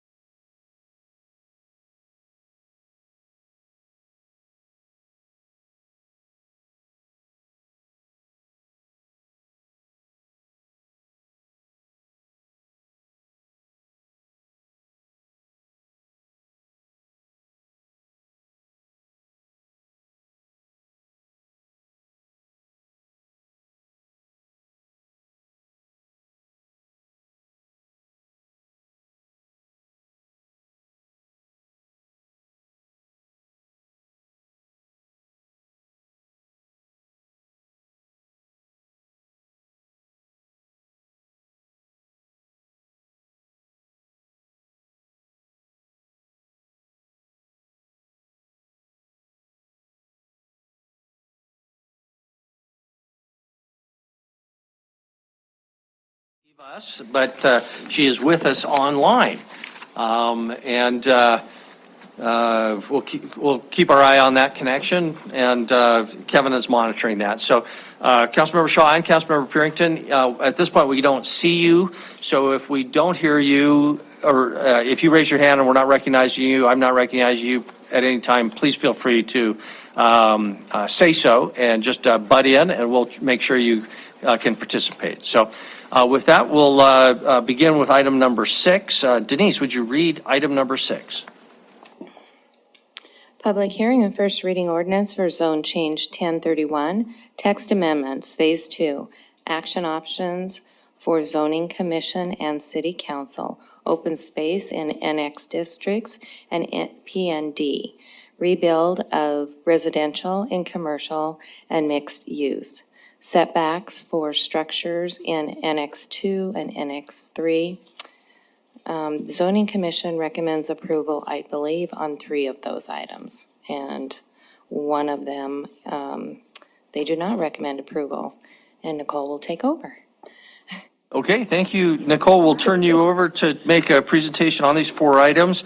We'll need some direction at some point about how you think we should proceed, since they are 4 generally independent items. So we'll be open to your suggestions on that, but you can make your presentation however you'd like. Okay, thank you, Mayor and Council. I am going to recommend that we do it similar to the last time we did substantive text amendments in June, and take them one at a time.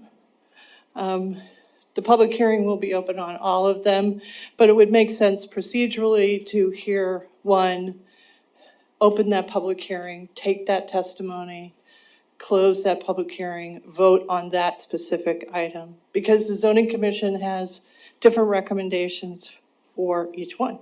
3 of those are of recommendation of approval, and 1 is a recommendation of denial. So we'll just jump right in. And the first one is the zoning commission and council action options, which is an amendment to 1600, specifically 1623 and 1628, dealing with special reviews and zone changes. So the 3 text amendments that are recommended for approval are that specific ordinance. The next one, open space in mixed residential districts and in planned neighborhood developments. The third recommend for approval is the... I'm sorry to interrupt. Oh. I've not seen the presentation. Oh, okay. Thank you. We'll work on that. Councilmember Just a minute. Purington, can you see the presentation? Yes, I can. Huh. It seems to be functioning properly, so I'm not sure why Councilmember Shaw cannot see it. Okay, I will try and Excuse me? troubleshoot here. Okay. It may be a way you pin your screens. Well, text amendments are generally not visually interesting. Still helpful, though. Yes. Okay, yeah. Councilmember Shaw, if you wanted to go on to the agenda or into the council presentations folder, my presentation is in there if you have access to it. Yes, I will do that. Thank you. Okay. And Councilmember Shaw, if at any time you want something repeated, please let us know. Okay, back to Nicole. Okay, so the third text amendment that's recommended for approval is to allow rebuilding of residential units in mixed-use and commercial zone districts. The one that's recommended for denial was the proposed increase in building step backs between neighborhood zone districts and mixed residential 2 and residential 3 zones. And we'll go through each one of those individually. So the zoning commission recommends approval on the proposed amendment that would allow the zoning commission and the city council to have more action options when doing their public hearings and reviews on these items.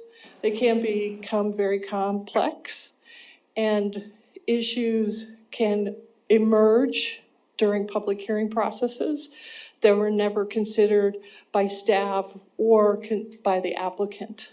So this allows some, I guess, flexibility, but also puts some borders on that flexibility so that applicants have some assurance that they're not going to be caught in a feedback loop, so to speak, between the zoning commission and the city council.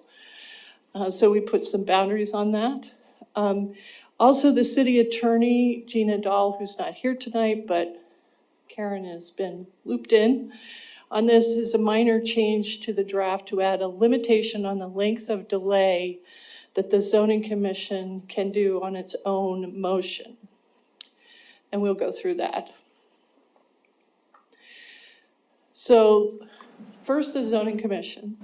So it would allow the zoning commission to do a 60-day delay for special review or allow the applicant to withdraw the application for a special review before a recommendation is forwarded to the council. Kind of saves time if they believe, based on the testimony and the staff recommendation, that they really have no hope of getting that special review across the finish line and conditionally approved, they can withdraw.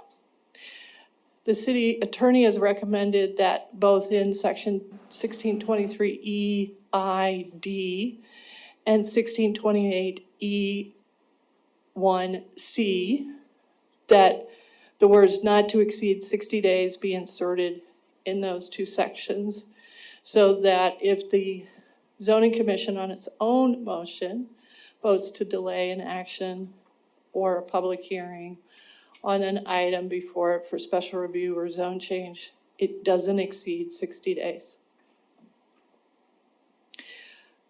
During a delay, mitigation of special review use impacts can be crafted between staff and the applicant or by suggestion from the zoning commission members themselves. Allowing that withdrawal option for applicants at the zoning commission level can save time and resources. And the special review application that is denied can be resubmitted at any time. So even if it does get denied, they have an option of revising, updating, and coming back. For the city council, the draft considers that a referral back to the zoning commission might be preferable than to hinting to an applicant that it might be better if you withdraw, you don't want to get denied, or trying to mitigate impacts at the public hearing for issues that were not considered by the zoning commission or staff. So it allows the council to send it back to the zoning commission for specific reasons or information not addressed at the previous hearings. It won't allow you to apply conditions to a zone change, so still are not allowed by state law. And it doesn't allow considerations of issues not related to the decision criteria for special review or zone change. So if your concern is about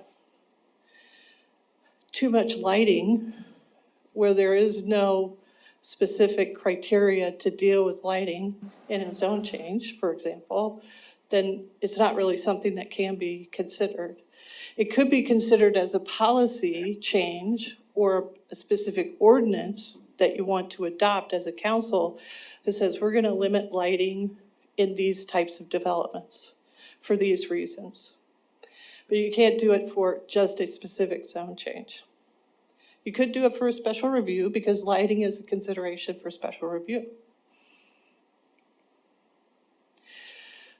So we took the language on how to get this refer back to the zoning commission directly from the subdivision regulations that allow the city council to refer a subdivision back to the planning board for reconsideration for two reasons.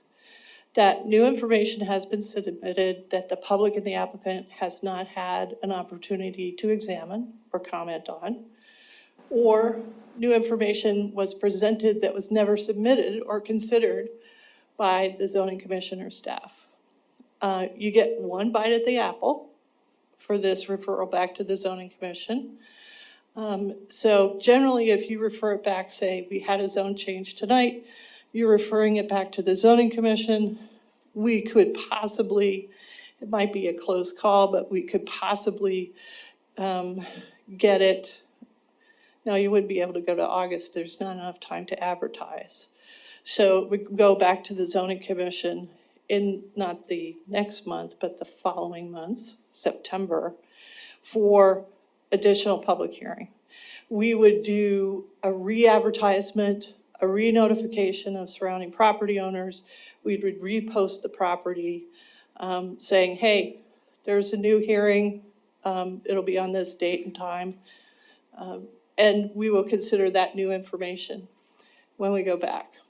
So it could take up to 60 days to come back to you because of that lag time between when you refer it back, when we have time to advertise, the zoning commission meets, and then sends it back to you with a new recommendation.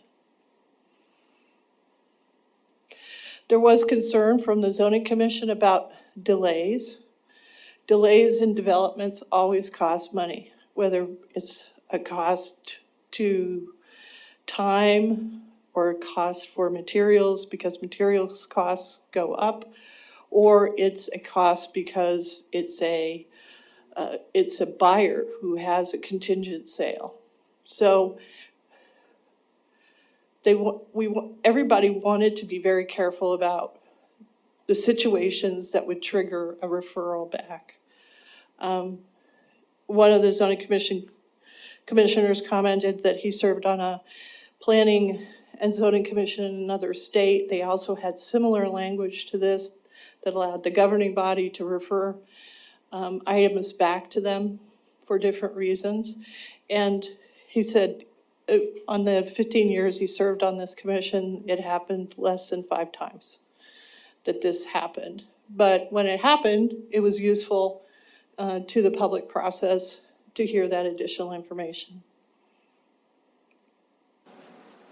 Okay, we're gonna go back.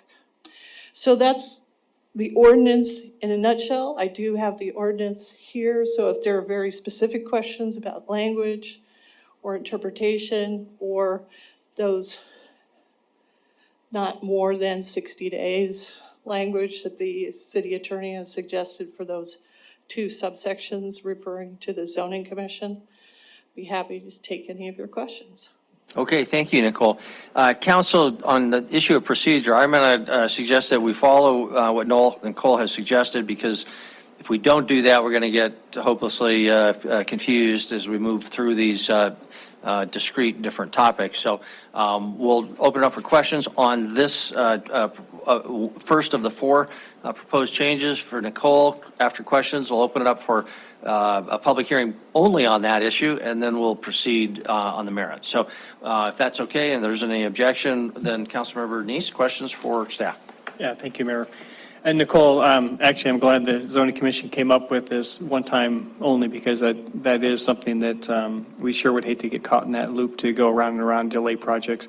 The other thing I'm wondering is, I know it wasn't used very much in the past, and is it possible that we can add one further restriction on it to be maybe 2/3 vote of the city council in order for it to go back, so it's not just a simple majority? I just want to make sure that this is really an exception that's being used and instead of a rule. Was there any discussion about having more of a super majority on that to go back? That was not discussed at the zoning commission hearing. It wasn't something that staff considered either, but I mean, it's certainly something that is within the purview of the council. Although supermajorities can cut both directions. They can, but again, this is kind of an exception if it's already been through the process and then something pops up during the meeting. It's not just, I mean, it really has to be something important that the majority, or maybe more than the majority of the council, supermajority should really kick it back. I just don't want to see it used. I guess we can always change it later, but if any other council members have any comments on what they thought of that, it's something to consider. Thank you. Other questions for Nicole? Nicole, just as a general matter, don't you think this is largely not going to happen unless the developer wants it to happen? They see that, the vote might go down. If they really want to vote and they stand up and tell us, vote it up, vote it down, most councils are going to honor that and not make a referral back against the will of the developer. I'm just asking you to speculate a little bit how this is likely to work. There's going to be general consensus that this is a good plan for everybody. I expect that it would be used sparingly. And it looks like somebody has a question. But that it could be a very useful tool to have, particularly where there's one issue that seems to be the crux of a decision that has not been thoroughly analyzed or even thought about before it gets to this platform. So, I can't think of anything right off the top of my head, but most often it has occurred with special reviews because those are conditional uses. And the special reviews uses that we have tend to be just controversial in themselves. They're not just happy little land uses that everybody agrees are okay. So it happens most often when the council has turned to that not enumerated tool, but an allowance saying, hey, we haven't heard from the zoning commission on this particular issue with this special review. We're going to send it back to them and have them do a do-over, basically. Sometimes that has happened over the objections of the applicant. It's like, no, we'd rather hear about this particular issue before we decide. Okay, all right. Thank you, Councilor Purington. Thank you. Roy, I would agree with that, especially on the special review, your two-thirds vote. Nicole, you can remind me, it seems like on the, 3.5 years that I've been on council, I can only remember one time that we actually sent something back. Or I think the applicant withdrew. And that was just recently, the past, 6 months or so.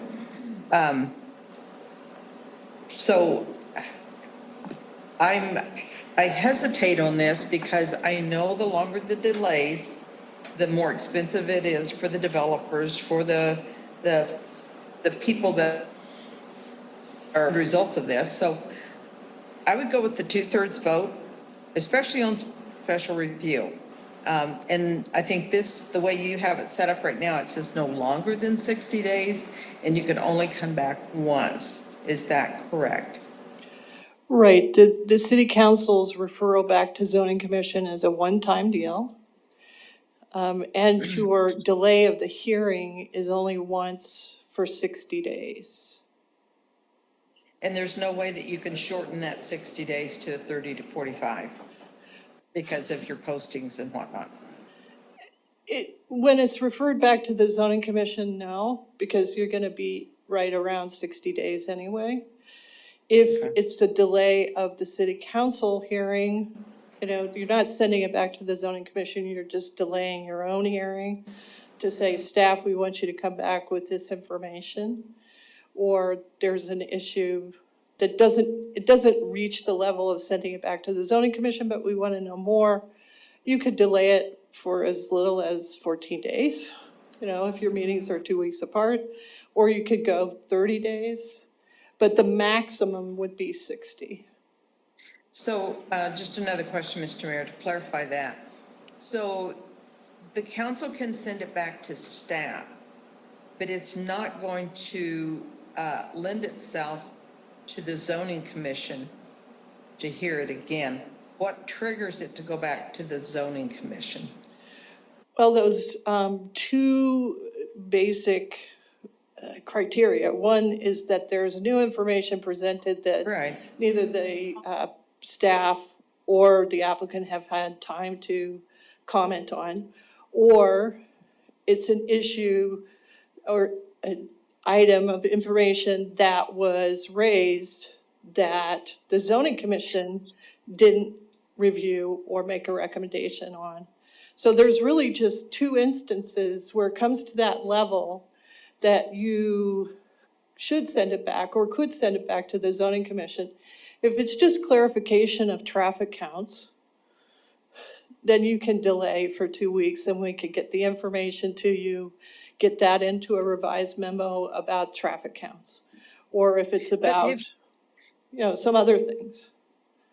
So, so I guess what I'm saying is that council may have a different take on something that the zoning commission, maybe they reviewed it, but it wasn't important enough to them other than just, pass it as they would to say, yeah, it applies to that criteria or that. But the council will come back and say, well, we don't think that it applies to that criteria because of ABC.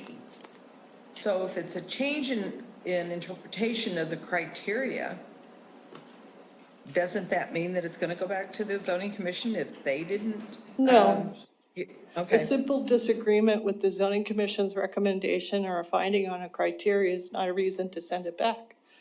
That's a Okay, reason thank to you. have the debate, the policy debate, as a council and come up with new findings. You don't have to send it back to the zoning commission. Okay, thank you. Any other questions for staff? Before we proceed to a public hearing, Councilmember Joy. Thank you, Mayor and Council. I guess I'm kind of sort of confused because during the legislative session, there was a lot of talk about making it easier to do housing, and that state law was going to streamline, and it was a lot of talk. And here we are right now with still a 60-day plus a 60-day. So was anything done during the legislative session that makes this look like it isn't consistent with what the legislature was trying to do? Thank you. I'll have a short answer for that. We had originally proposed 3 phases for text amendments. We have a 4th phase that will be taking into consideration all of the amendments to the growth policy and land use statutes that they did in Senate Bill 382, which deals with that very issue that you're discussing. So these amendments were initiated by the council in April, right? Before all the legislation was passed and things changed, right? So, and each one of those different laws deals with different parts of land use. So growth policies, subdivision, zoning. So we will have to evaluate and figure out how we conform our local regulations with those new requirements in state law. Stay tuned. And Monica has Monica? I have something really brief to add, and I promise I'll be brief. To your point, Councilmember Joy, there were a plethora of bills that were specifically designed to speed up review processes to prevent a lag in time. I will say that in the stakeholders that we engaged expressed a lot of concern that, hey, we just got the opposite message from the legislature. We've done everything we can to expedite times through state law, and this does seem to go against kind of the message that's being sent. The thing that I want to make very clear, and I think Nicole has done a good job, is there has to be new information. It has to be relevant. An echo chamber of saying, I don't like what the zoning commission said is not okay. You have to specifically identify the new information. And so I applaud what you're saying about how this needs to be used sparingly. 60 days is a long time for a decision to potentially lag. So I just want to be very clear, it's new information, and you would need to be able to specify on the record what that new information is and how it's relevant to the application. Okay, thank you. Councilmember Gillick? I think Councilmember Neese's suggestion for there being something greater than a simple majority is a good idea. And I guess, well, back up to Councilmember Joy's concern. I guess I agree that we're not wanting to hold up the process, but I would see this being used to keep there from being a vote to deny something, most likely. I think something greater than a majority would be useful, though, and so when the time comes to me making motions, I will suggest that maybe we require a 60% majority vote rather than a 2/3. So, but that's, we have to have a public hearing first. Okay, any further discussion, or any other, not discussion, we don't have a motion before us, but any other questions for staff before we go to a public hearing? Okay, we'll come back. If people have questions for Nicole later, we can do that. We'll open up for public hearing then on just this first item, this first proposed text amendment dealing with options for the zoning code or the zoning commission and options for the city council. Please come forward and just tell us name, address, and keep your comments to 3 minutes if possible. Thank you. Thank you. Doug Wild, 4712 Autobahn. I'm here for the Home Builders Association. I guess I'd like to first say really how happy we've been working with staff on these amendments.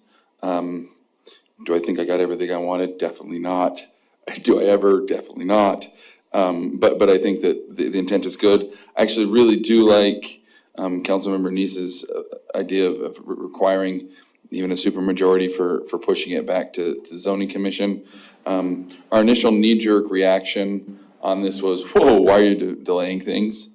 After visiting with staff a bit more, the intent of this, I think, isn't to delay things. It's actually to speed the process up. It gives the applicant that other option of, rather than getting that no vote that was likely to come, it gives the council the option of, hey, I would vote yes, but I have these concerns that were new information or that was risen. I want to vote yes, but I can't vote yes without better information, without knowing that the public knows this information. So I think it actually can speed the process up. It scares me to put this in the zoning code because I worry of future councils, 20 years down the road going, we'll just kick it down the can, kick it down the road, kick it down the road. Like that's hopefully not how this is used. And that's why I think Councilmember Neese's decision of making a supermajority, if for the simple fact of it's going to allow future councils to go, hey, this is an exception. This is not something we should normally do. But in general, I think it is another way to help an applicant move forward. And I hope that you all see it that way and that future councils see it that way and not the adverse. Because I could also see it being, a tool used for evil, in my opinion there. But thank you. Okay, very good. Thank you, Doug. Any other public comment on just this text amendment? No one is coming forward. There's no one online. So we'll close the public comment period. Now back to staff or back to council. Council, anything else for staff or how would you like to proceed? Councilmember Boyette? Well, I'll start it out. Having conducted a public hearing, considered written and spoken testimony, I move to approve first reading ordinance for zone change 1031. Thank you. Yeah, not zone change, but the text amendment. Zone text amendment, yeah. Text amendment really is council actions.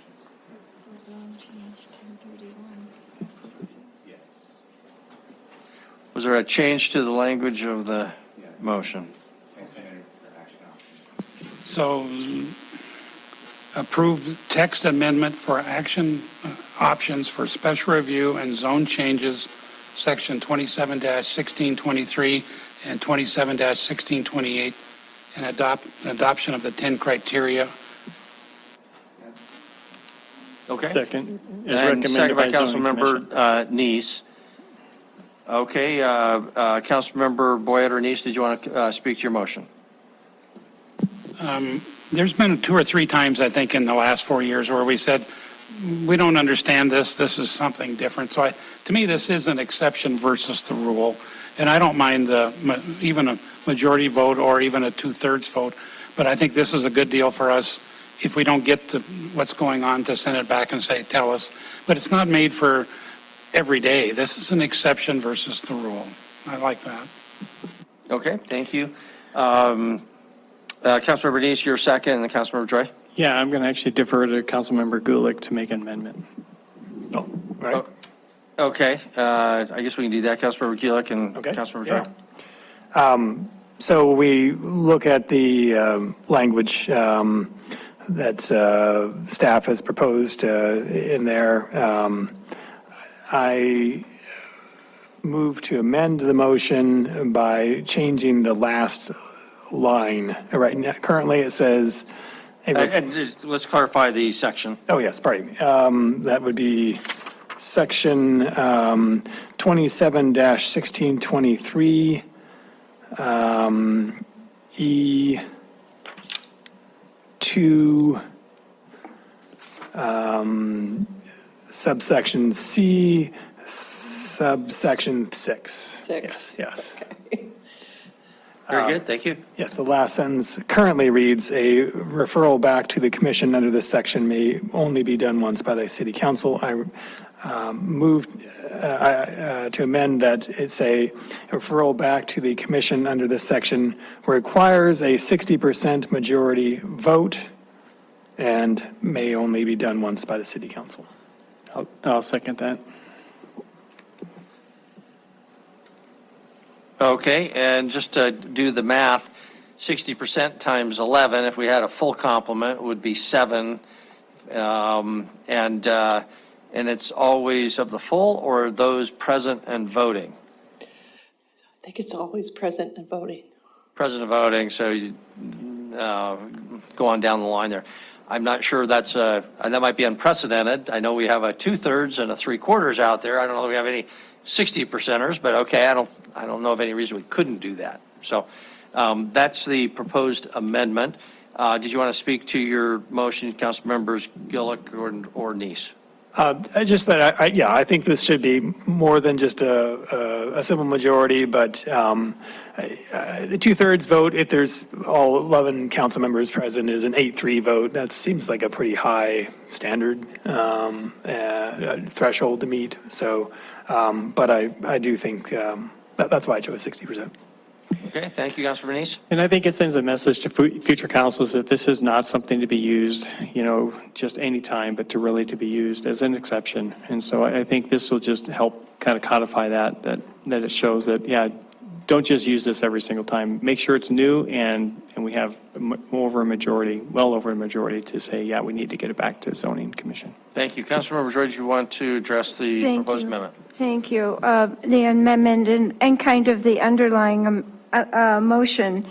And I appreciate Mr. Wild's comments. Since he is someone who is going to be impacted by any such delay, that would be voted on by council. I guess my concern is sort of like this. I sort of live in a real world, not necessarily the words of our ordinances.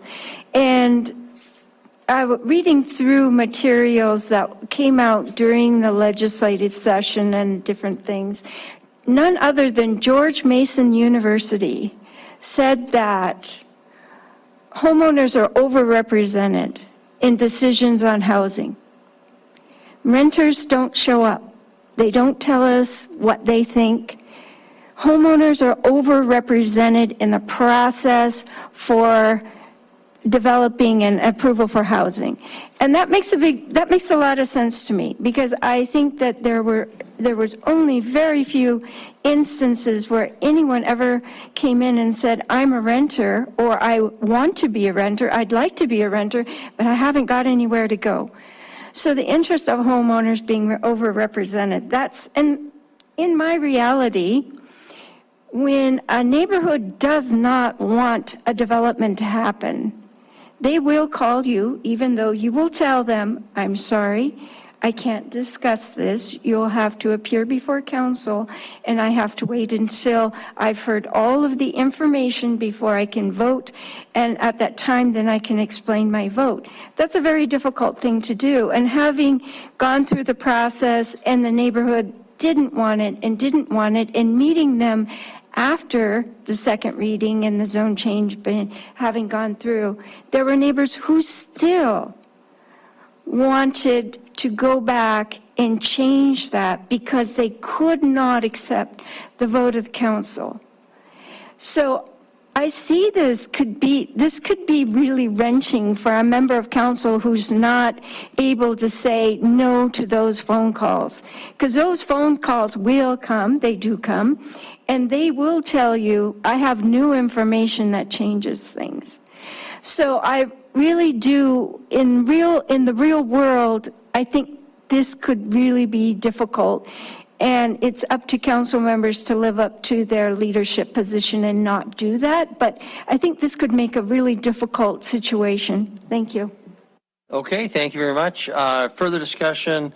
Again, the motion is for approval with that 60% requirement. Other discussion before we move. We've got 3 after this. So, Mr. Councilmember. Can I ask one Council, question? yes, real quick? sure, Nicole.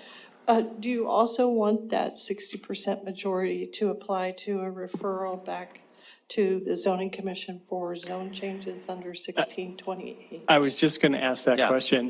Nicole, I think that needs to actually be put in both those sections. And the Okay. other, yeah, All right. thank you. Okay, we'll call that a friendly amendment. So again, this would apply both in a zone change context and special review context. Okay. Okay, further discussion before we proceed to a vote. Seeing none, is the motion clear? Motion is for approval with that 60% to apply in both those situations. Or, yeah, I guess that's right. Councilmember Boyd, you had the underlying one, and this is just the amendment. So this is just the amendment on the 60% supermajority requirement. Clear? Okay, if in favor of that, please say aye. Aye. If opposed, say nay. Motion passes. Councilmember Shaw voting in opposition. No, she said aye. Oh, okay, I'm sorry. I heard I thought you said a aye? Oh, okay, I'm she's sorry. delayed. Was there a nay? No. No nays. Motion passes unanimously. Apologize about that. So motion passes. Now the underlying motion for approval with the added 60% requirement. Any discussion on the underlying motion? Seeing none, then we'll proceed to a vote. If in favor of the underlying now amended motion, please say aye. Aye. Aye. If voting nay, say nay. Motion passes unanimously. Thank you very much. That concludes the first proposed text amendment. Back to Nicole for presentation on number 2. The second one deals with open space provisions in mixed residential zone districts and in properties that are going through the planned neighborhood development. Earlier today, I answered the mayor's email he had some concerns and requests for clarifications on different parts of this proposed ordinance. I think I've captured some of those, and they will be on the screen here. So the current code requires some open space area to be shown and built in mixed residential developments. But the language is vague and can be interpreted many ways. The amendments as proposed are recommended for approval by the zoning commission.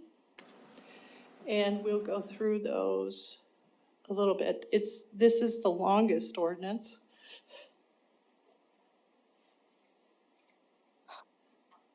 Of the 4, I think it's 6 pages. Because we had to add a lot of language in here because it was so general. And we wanted to make sure we captured enough detail to make it workable. So that's why it's a little longer. So right now, the existing code, there's no minimum area except for the street frontage requirement for each different type of open space that's might be required. It is confusing to how to count one of the types for every 3 contiguous acres of development. So what we've done is we have improved that language. The existing language is on the screen there, and it applies both in the NX1, NX2, and NX3 districts for developments that are at least 3 contiguous acres. So what we've done is said, okay, let's see how we can work this language a little differently, not make it so general, so vague. And so we've established that there's a minimum square footage for a development of 3 acres in any annex zone district. That we want to provide an exemption for NX developments that are already in subdivisions that dedicated parkland already. We don't want to double dip. But we don't want to create a loophole either. So the language here is that and it says a quarter mile, but the zoning commission at their preliminary review meeting said, that's too little. And it doesn't really allow, developments that have, are on a bigger lot. So the language in the exemptions from providing open space or parkland or recreation on the site say that the most distant structure in that development is a half mile or less from a developed public park or publicly accessible open space area would be exempt from providing on-site open space or recreation. And developments less than 3 contiguous acres. But we said, okay, the loophole is like, you can't just decide that I'm going to add 3 acres at a time and then I'll never have to do any of this. So we include all contiguous land owned by the same owner in deciding whether it is exempt or not exempt.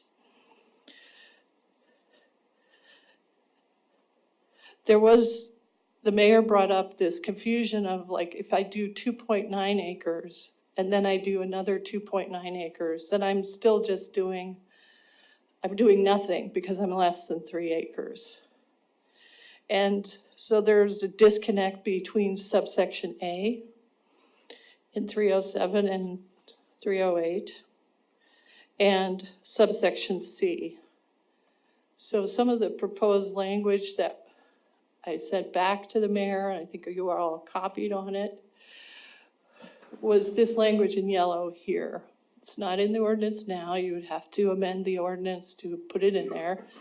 But it is in subsection A. Unless otherwise exempt, developments of more than 3 contiguous acres shall follow the proportionality requirements for open space in subsection C below. So it doesn't allow somebody to just keep doing 2.9 forever and do nothing. One of the issues that did come up during the zoning commission hearing was a concern about cost. So obviously when you provide more amenities in a development, the eventual users of that development, residents, pay more for that amenity. 5% of a gross area, for 3 acres is 65 and some change, but we rounded it down because it's kind of, it makes sense to have a round number rather than an odd number, except when you get more than 3 acres and then you can do just proportionality, 5 acres gross. So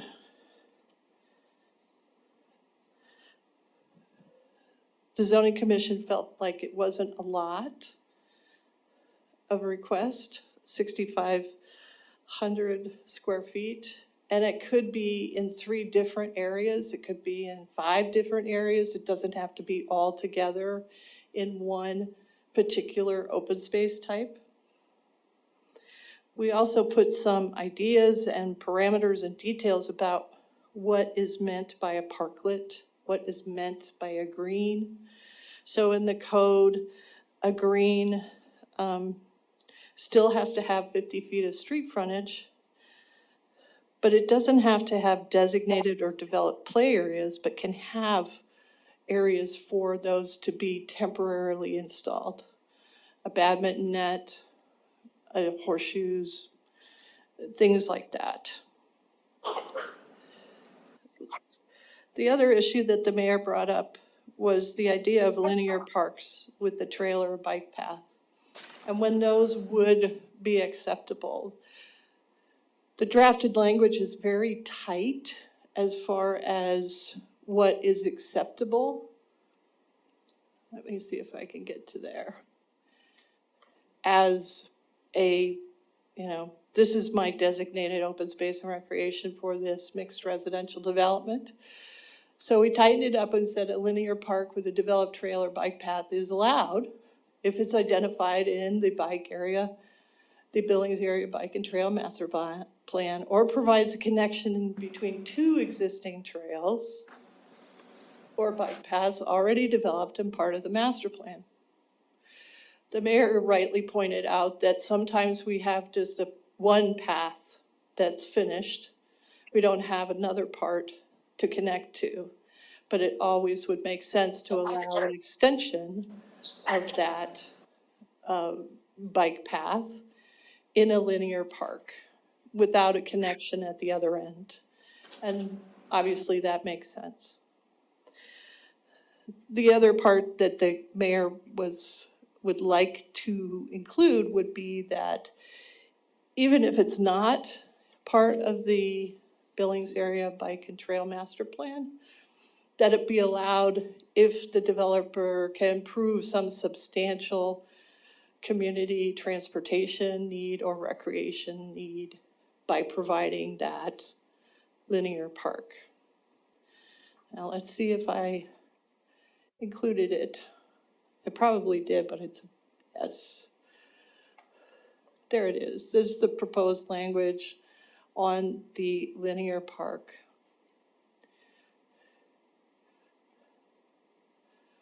So it doesn't require the plural. In other words, it can't just be a missing section between two pieces. It can be an extension of an existing one. The idea in the mixed residential zone, though, is that it's not just shown on the plan as the linear park, that they actually build that section of bike trail or walking path. So in the past, the city hasn't, like, you can dedicate that area, that trail easement or right of way as part of a subdivision or development, but we have not required them to build it. So there may be two dedications on either side of a development that's not built yet. It's not developed yet. So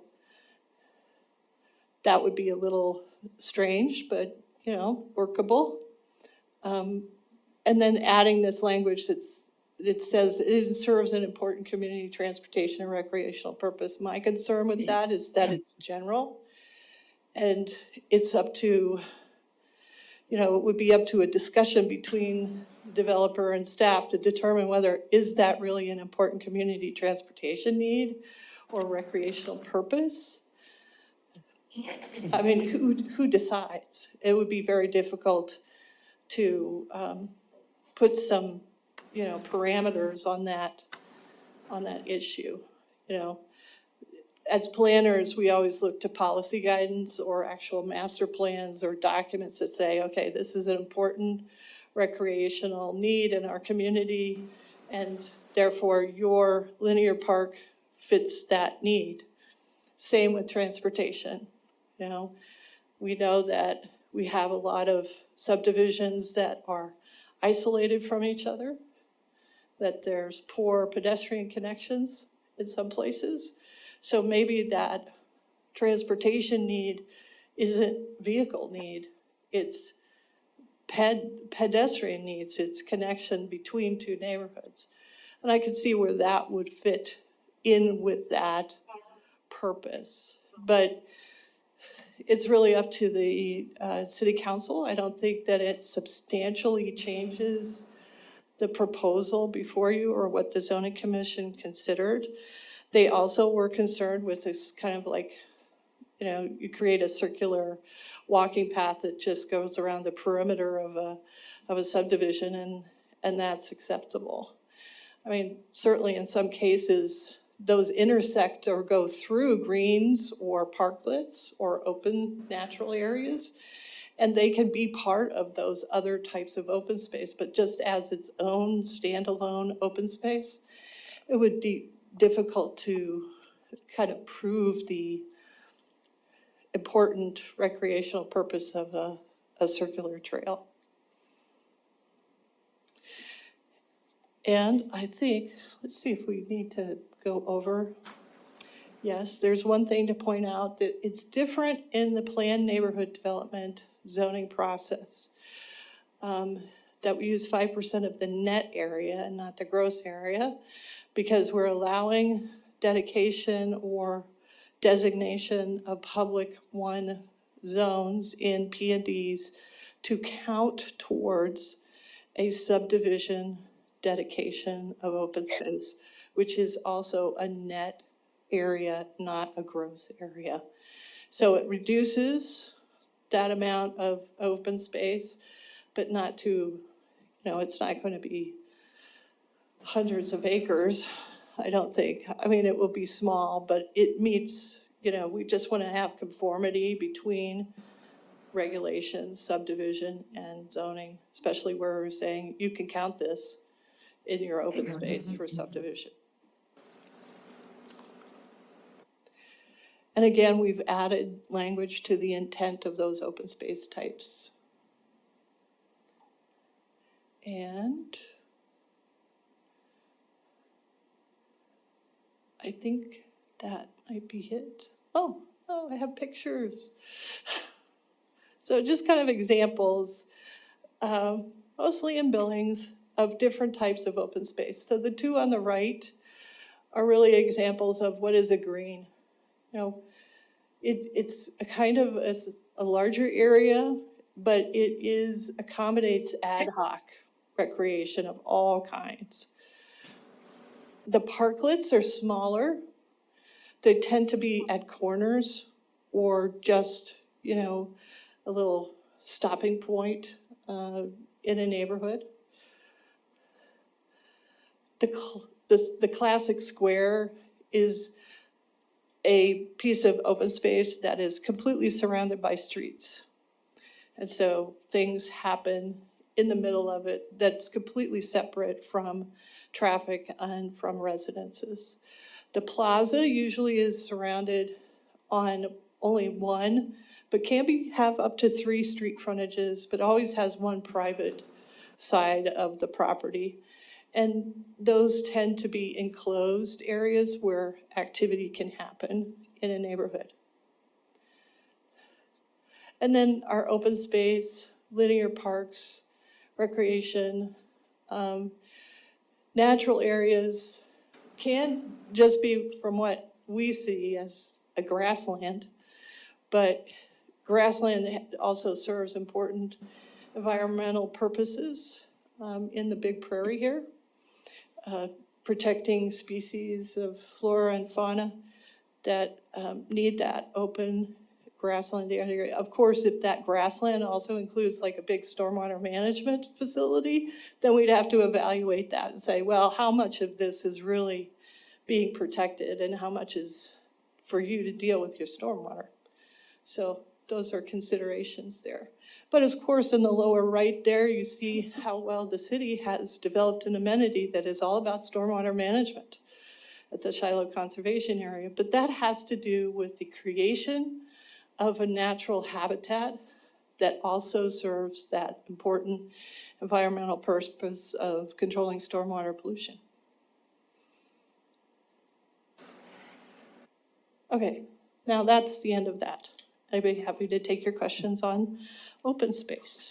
Okay, thank you, Councilmember Ripsis.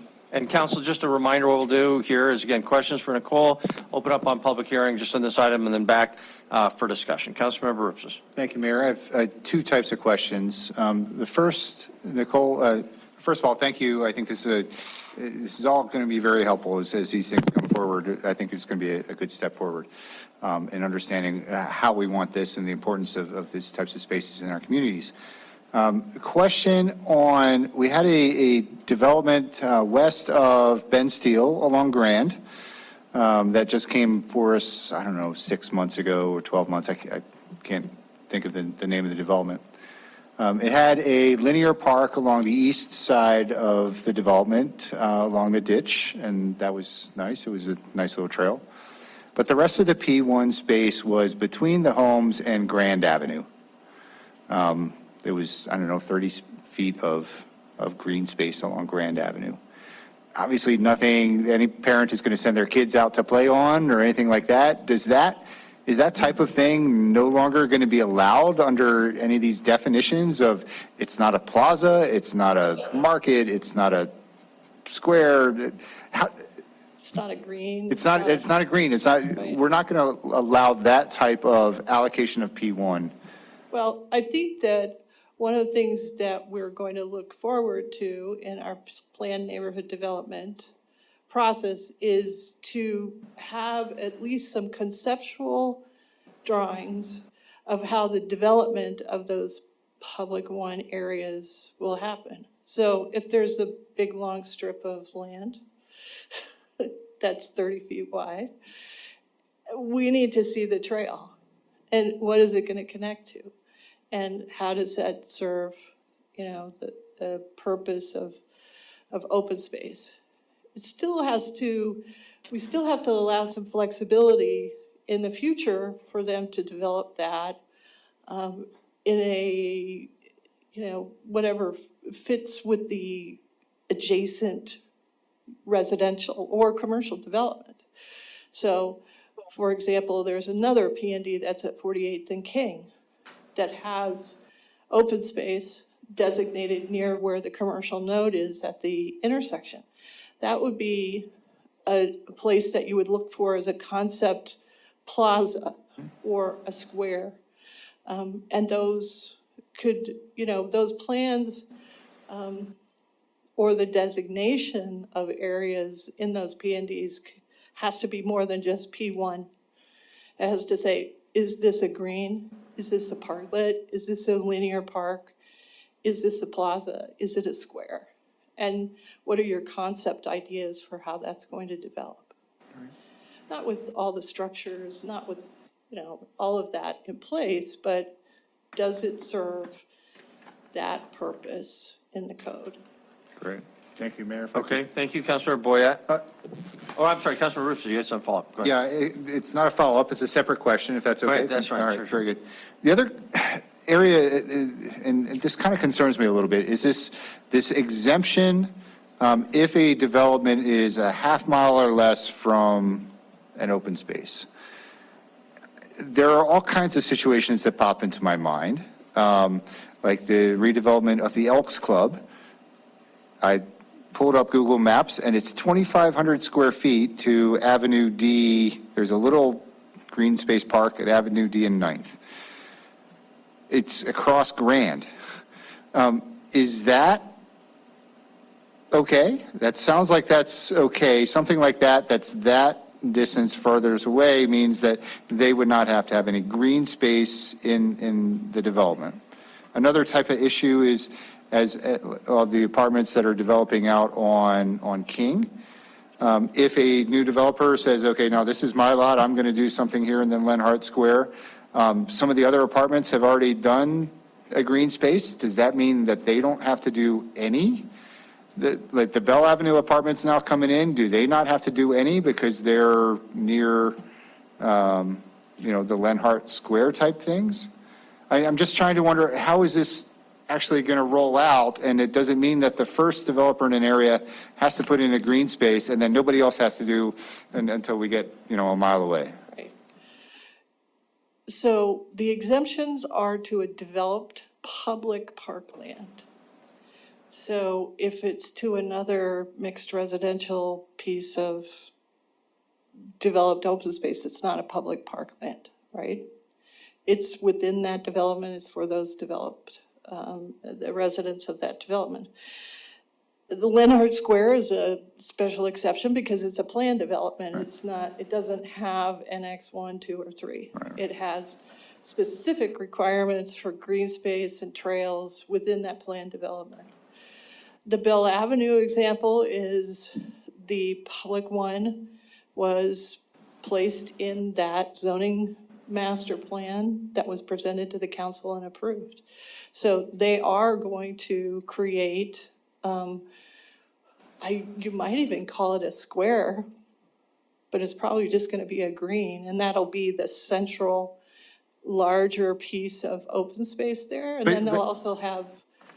I think the question is purely undeveloped land. Yeah, because these are some existing kind of situations, right? But these kind of situations will come up in the future. Right. And the way it's stated, it says half mile or less of a developed public park or publicly accessible open space. Right, so it's a half a mile from the most distant structure. So let's say you have a square. The most distant structure is down here. Right.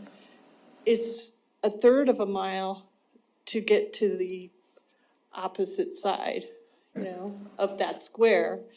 And then it's another third of a mile to that public park. So that's the measurement that matters. It's not walking distance, it's a radius. Nicole, I'm just going to interrupt you. I don't think the question involved how you measure half a mile. It is, and correct me if I'm wrong, Councilmember Rupp says, but it is the utility of this open space. The idea is we're not going to make you put this aside because there's already something you can use. Right. And if it's an undeveloped piece of vacant lot, Lampman Park is being a great example. Is that? No, it doesn't count. It's not developed. But is it a publicly accessible open space? Not the way I'm thinking of it. The I publicly apologize. accessible open space would be like Swords Park, Powell Park. Some of the more, the undeveloped areas of the city that are owned by the city parkland, that are purposely not developed for active recreation. Sure. They're purposely left in a more natural state for passive, what they call passive recreation, which is walking, biking, bird watching, natural features. Would we consider the green spaces, say in the department, or in the apartments that already exist at Lenhart Square, something like that, they're maintained privately, but we would consider them publicly available open space, wouldn't we? No, not the way the code's apartment worded. owners don't say nobody is allowed to come here if you're not a renter. Well, that's why it's, we could capitalize P in public to make it specific, or you could change public to city-owned park, a developed city-owned park, or natural space. or city-owned, publicly accessible open space. Okay. I wasn't tracking all that. I'll let you, Councilmember Ripsis, you come back to that one. I'm still stuck on publicly accessible open space. In my email, I asked whether the word developed applied to, modified publicly accessible open space.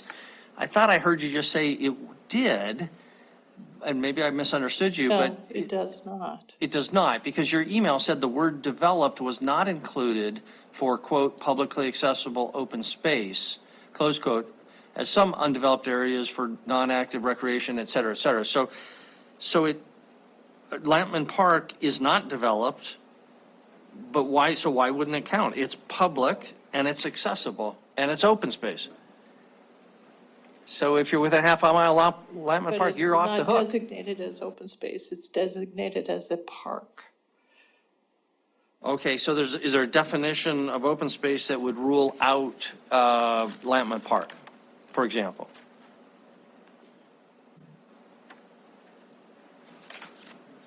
Let's go to the definition section.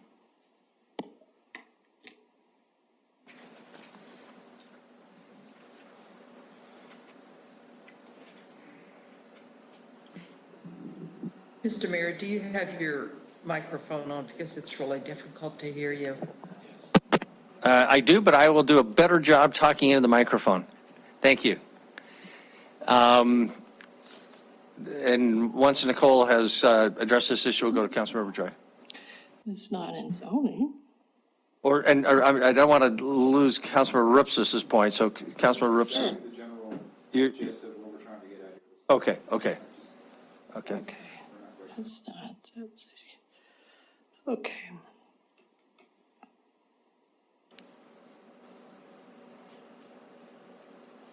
Apparently it is not defined in the zoning code. But let's see if we have a companion ordinance we can go to.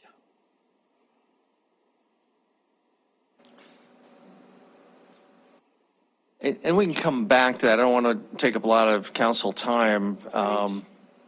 Wait a minute.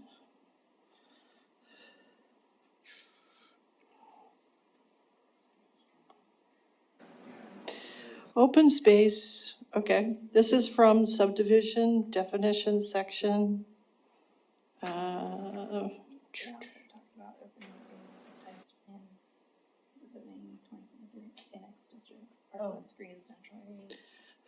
And it Right. does the same thing. Kind of, apparently we're using the terms interchangeably, and I wanted them to be more specific. But open space is defined in the subdivision regulations as, I'm going there again, land which is provided or preserved for park or recreational purposes as designated by the governing body, conservation of land or other natural features, historic or scenic purposes, or assisting in the shaping of the character, direction, and timing of community development.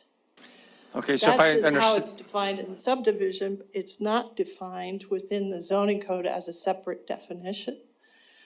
But we've kind of used those terms interchangeably in the zoning code between open space and recreation land.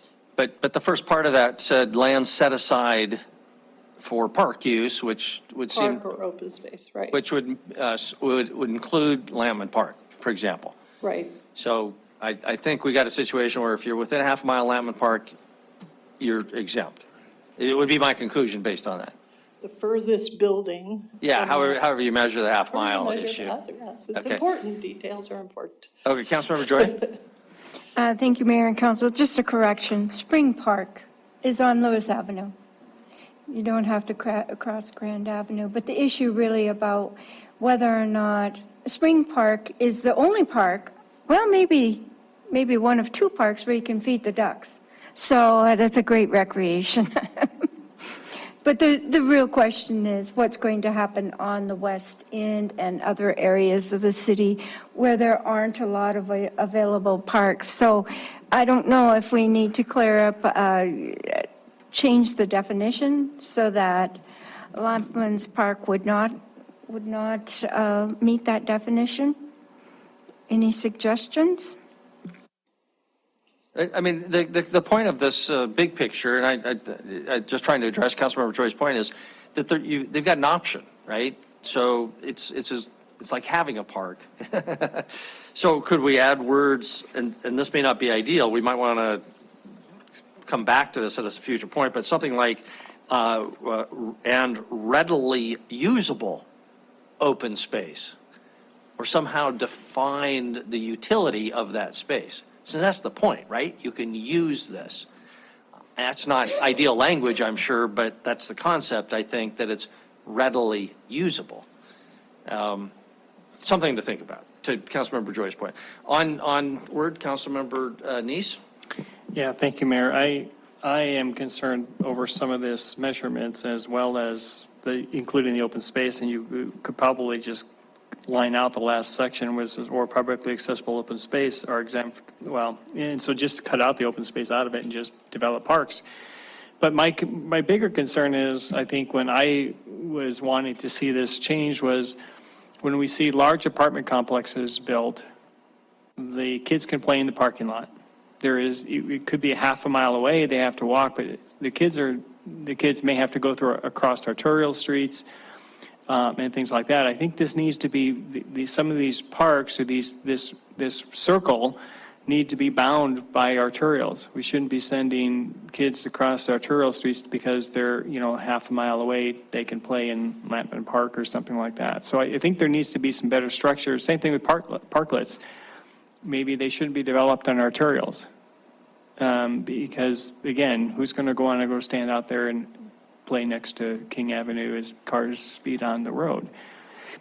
So I'm not so sure if there's any way, there's a lot I think that needs to be corrected and there's a change. And so maybe we should move this down the road and send it to a committee to have it redone and reworked. Monica has thought. I would really encourage you to give direction policy-wise. I think that there is a glaring question on the floor here, and it is, do you want individual developments to be able to stand on their own 2 feet with the requirements? And so there's a simple solution. If your answer is yes to that, then you would make an amendment to strike the exception that says that you can basically utilize parkland within a mile. I think you can have a very simple question to help guide this rather than, maybe kicking it down the road. I think as far as like location of parkland or things like that, certainly we can take direction there. But I think we should start with that question because I think you might be able to move quicker than you might think. Councilmember Neese, did you want to comment on that? Yeah, I think you're right, Monica. I think that's, to me, that I would say that's not have the exception because I think these larger developments needs to be able to stand on their own. And so the residents can have that little community park or parklet or whatever it is, so they don't have to walk, a mile or half a mile to get to a place to play for the kids to play. Okay, Councilmember Ripsis. Thank you, Mayor. And then I also noticed Councilmember Purinton has her hand up. Oh, thank you. Just if we were to strike this, or if we were to have the exemption, that wouldn't exempt the developer from having to contribute to a cash in lieu or still have that state level requirement of open space addressed in some way or other, right? In PNDs, that would be most often used. Because they most often do subdivisions. Most mixed residential zone districts don't do subdivisions. They do a master site plan. All the P&Ds that you've seen so far have brought in, 5% or more public one zoned areas, some of which have very detailed plans for what they're proposing to put there and some not.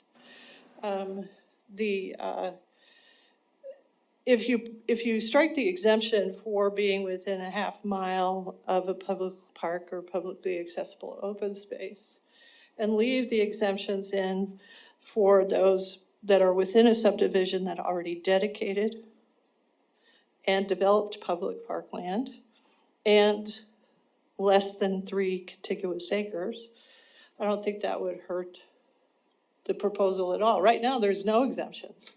Everybody does it, no matter what, in a mixed residential development that's more than 3 acres. So. Okay, so the real possibility is just get rid of the exemption. Councilmember Boyette. Thank you, Mayor.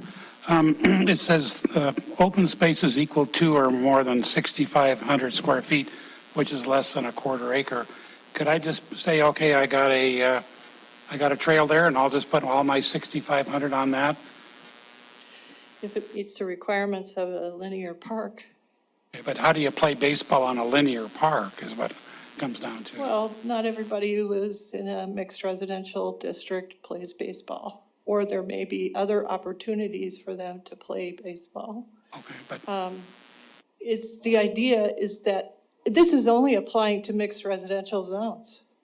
It's not applying to the N1s, N2s, N3s, the mixed use zone districts or any of that. It's only for mixed residential developments. And it could just be an NX1 that has 72 patio homes which is an allowed development type in the NX1 zone district. So, and if it's 3 acres, they put in 6,500 square feet, you know, it may be that linear park that has a trail, if it meets the requirements of the code as described or as amended. So You're not making this we're positive never here. going to get them to dedicate 10-acre, 15-acre, 20-acre community parks. We can't put all of that burden on a mixed residential development. No, but They're still going to come through subdivision. They're still going to come through planned neighborhood developments. Mayor, one more question. Yeah, and I apologize, I forgot to go back to Councilmember Purington, so after you, Councilmember Boyette. We go through these giant apartment complexes on the west end, and you get out there and there's not a park. The kids got to play in the street. That's all we're really trying to get at is Yeah, we need we're some still green, looking backwards here, but we need to but go we're now forward. looking forward. Right. So name a new apartment complex that's developed on the west end that doesn't have any place to play outside. I think they all do. But I agree with you. Like Rimrock West, it's all asphalt.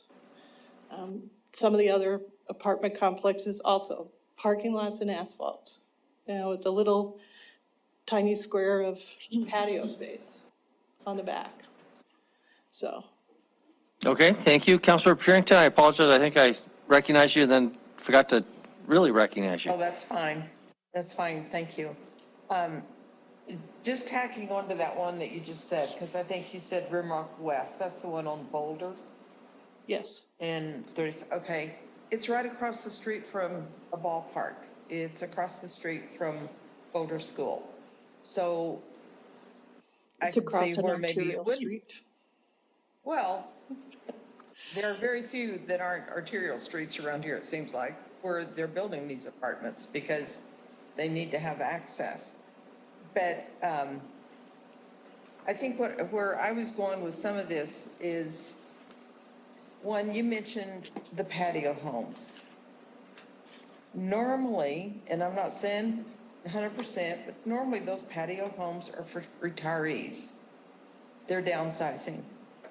So if they have a linear park within that small patio community, if you will, that doesn't go anywhere, I think that's perfectly fine because that's their means of recreating, if you will. And they're not going to, well, I won't say that they're not going to connect with another trail or bikeway someplace in the city. And as we go further west, I was looking at the bikes and bikeway and trail map, I think is what it's called. Yeah, bikeway and trail map, the existing one right now. And, you know, it does follow a lot of the major either connectors or arterials. And as we build further west, to say that wherever the new development goes, whether or not they're going to connect to those, I see moving forward, Nicole, I understand what you're saying and to look forward because eventually they're all going to connect. I get that. But I don't agree with not having just saying that you can't have an internal pathway unless it connects to, I think the mayor was even saying an important community trail or something. And I'm just going, that is so, that's very subjective, whether or not it is adding to, if it is important. So I just think, you know me, I am more on let the developers do what they need to do. Because the more regulations we put on them, it's going to be more expensive. I realize this is for mixed residential. I do realize that they need to have some sort of asphalt, concrete to get around with their sidewalks or the bikes. But I just, I think a lot of this is just getting way too detailed. I like the quarter mile just because it could be across the street. So anyway, those are just my thoughts. I don't really have a question. But I just, there are parts of this that I like and other parts that I don't. So I don't know about picking it apart, but Okay, thank you, Councilmember. Purington. Council, it's after 9 o'clock, and so what I'm going to do is open up for public hearing, so we can at least cross that one off the list here. We'll see if there's anyone who'd like to comment, and we'll come back, and we're going to have to decide whether to proceed through this and address some of these specific issues on this or take a different path. So, but let's at least open it up for public comment on this second text amendment. Doug's coming forward, and you're welcome. You know the routine. Mr. Wild. It's me again. So one comment that I have as I listen to you discuss, so these NX2 and NX3 districts, I think you need to, especially you're talking about linear parks, which you all know I'm a big fan of, but it's a private development that's putting those trails in. So to require the private trails to connect to the public trails and make it part of the public trail system is saying, I'm gonna take my private property that I have to maintain and is my property is the owner of the land and making it public. I think I think you're a little off in your rationale there. Same thing about with the parklets and stuff that you're saying, and like Nicole's comment of, you can't use this apartment's park because it's not a public park, it's a private park. So the land that they're requiring to be added, this green space they're requiring, is private green space, not public green space. Now, to say let's connect it adjacent to public space, and if you're going to be close to that public space, let's decrease the amount of green space that you're required to do, I think puts us in the right direction for increasing density and putting that density where we want it.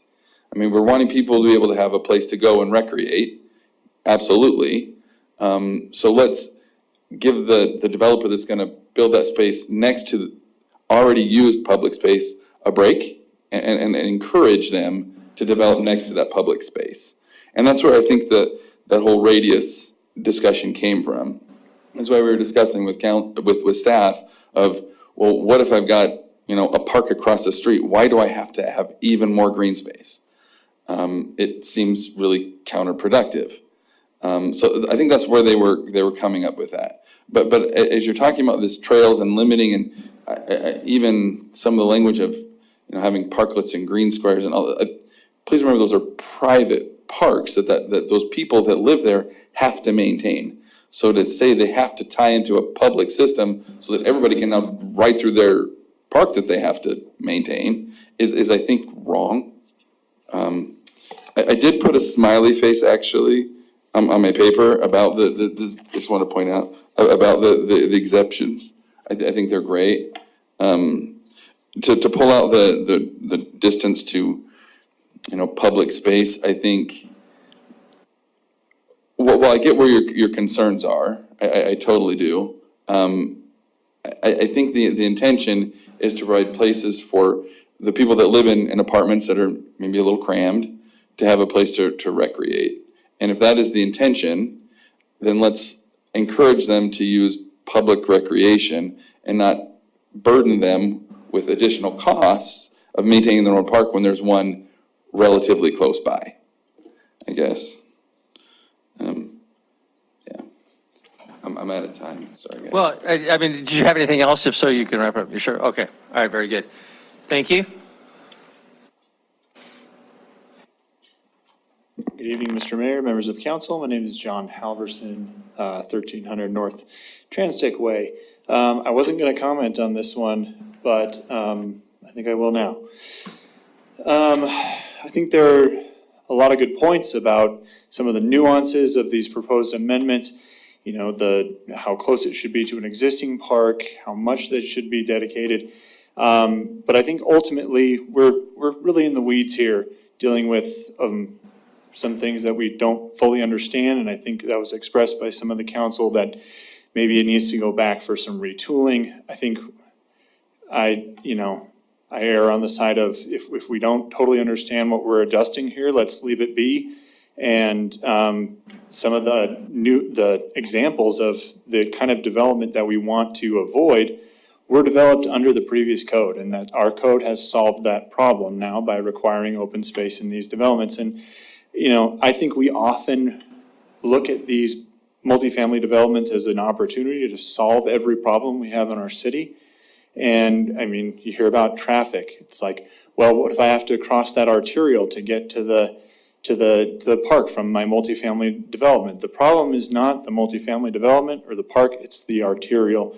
And we hear about traffic so much here. And so let's try to solve just one problem at a time, I guess, and just make sure that we're understanding the impacts that's gonna have. And I would say to defer this one for later on. Thank you. Okay, thank you very much. Any other public comment on this? No one's coming forward, no one's online, so we'll close the public comment period. Council, we got a lot on our plate here, and this is only the second item.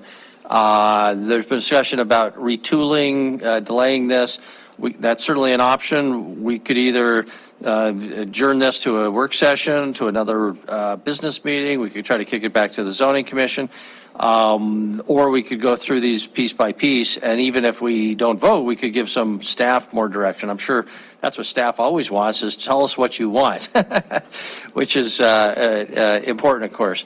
So we got any great ideas? Monica, you want to comment? I like to think I'm solution-oriented, Mayor. So, but also recognizing that I do want to keep things moving along if we're able. If there are some general directions where you feel like you can pinpoint where this misses the mark, for instance, is the radius too much? Is the exception too broad? If you can give us some general direction, we would gladly, retool some alternatives for you to consider that we think hit that mark for your second reading. And if you're still uncomfortable at second reading, how about you send it back at that point? But I think with some just general policy level type direction, we can get you some alternatives to consider at second reading. So don't discount that as a potential option of your consideration.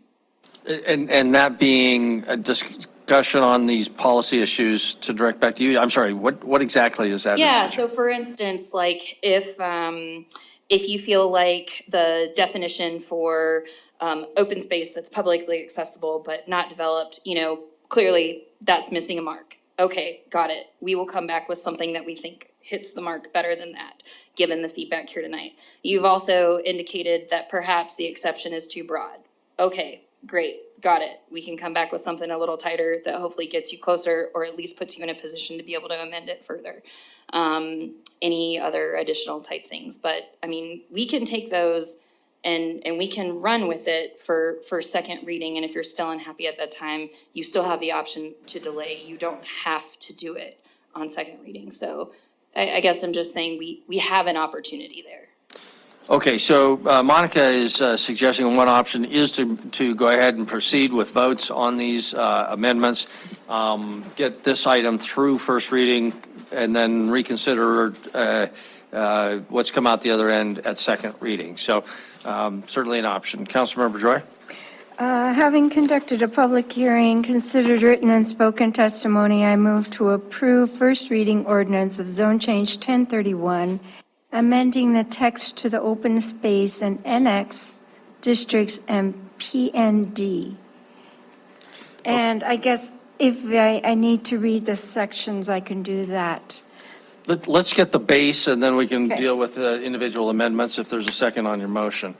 Okay, so the motion is for approval as drafted, recognizing there may be some amendments coming down the pike, but this is the for approval as drafted. Councilmember Gulick gives it the second. So that's what's before you. Councilmember Purington, your hand is up. Thank you. I would like to make a substitute amendment, if I could. I would like to possibly direct staff with some general direction. I think there's too many elements within these sections to go ahead and approve first reading, especially whenever a second reading comes around, and not sure that those are going to be where council wants to go. We've got 3 council members missing right now, so it'd be good to have their input on this as well. So as far as I'm concerned, I would make the motion to delay with general direction to staff to define open space, to look at the exemption, to look at internal trails, and the philosophy of using private space dictated to go into public space for that use.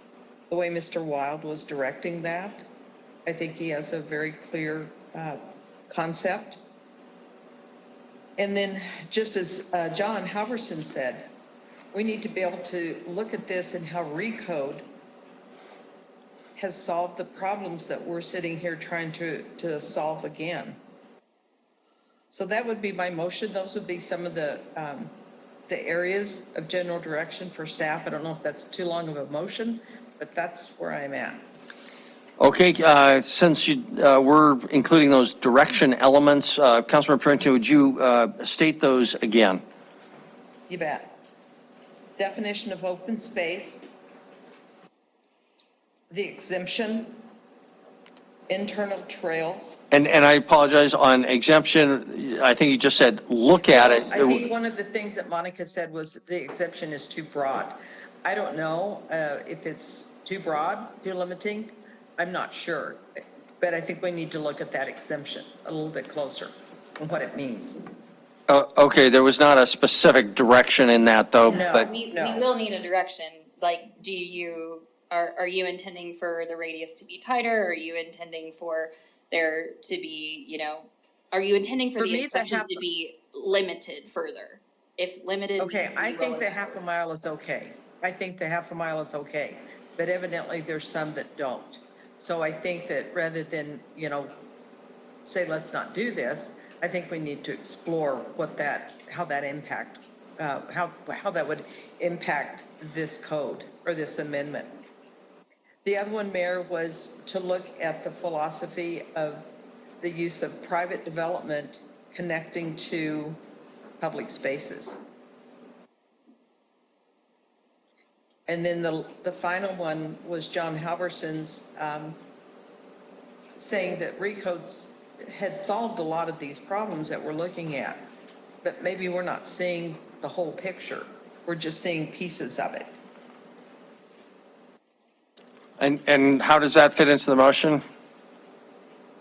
Well, that's just one of the directions. Like How can we dictate, information? how can we make a requirement for private development to connect to public? Oh, okay, that was item number 3, but then you said something and you referenced John Halverson's comments. Oh, the Recode. He made the comment that Recode solved a lot of these problems. But I think we don't see the overall picture of these. We're kind of picking certain things out, and we don't see how the Recode solved these problems.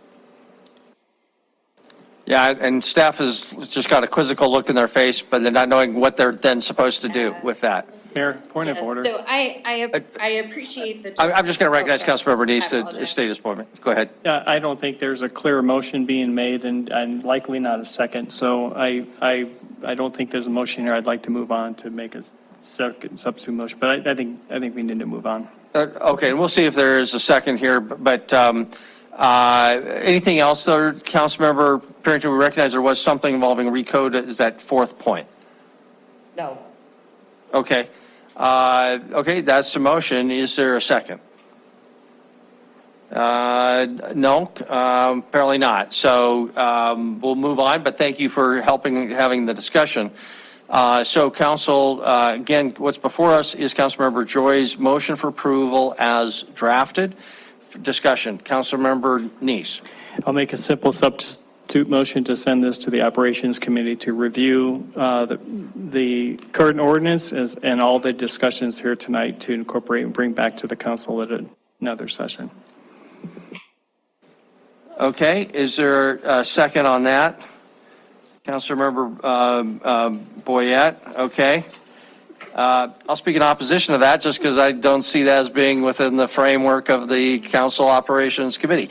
I don't know exactly what that is, but it becomes a dumping ground, and this is a general policy issues, but that's my comment. Councilmember Joy? Thank you, Mayor and Council. I won't support the motion to take this to the operations. It's cutting out the public. The public was at the zoning commission. The public is here today. This is completely cutting out the public in what needs to be a policy decision. And so I guess we're not getting very close to hammering this out, but I won't support that. Okay, thank you for the discussion on the substitute motion to send to the Operations Committee. Before we proceed to a vote on that. Denise? I'm sorry, I am not seeing Councilmember Shaw. I'm not sure when we lost her. Oh, thank you. Because she did email or text us that her back was. Okay, yeah. Thank you. Councilmember Shaw had to drop off, and we appreciate her attention while we had her. Okay, thank you. So that's the motion. We're ready for a vote, or are there any further discussion? Okay, that's the motion. Motion cleared, everybody. If in favor of the motion, which is to refer this to the Operations Committee, please say aye. Aye.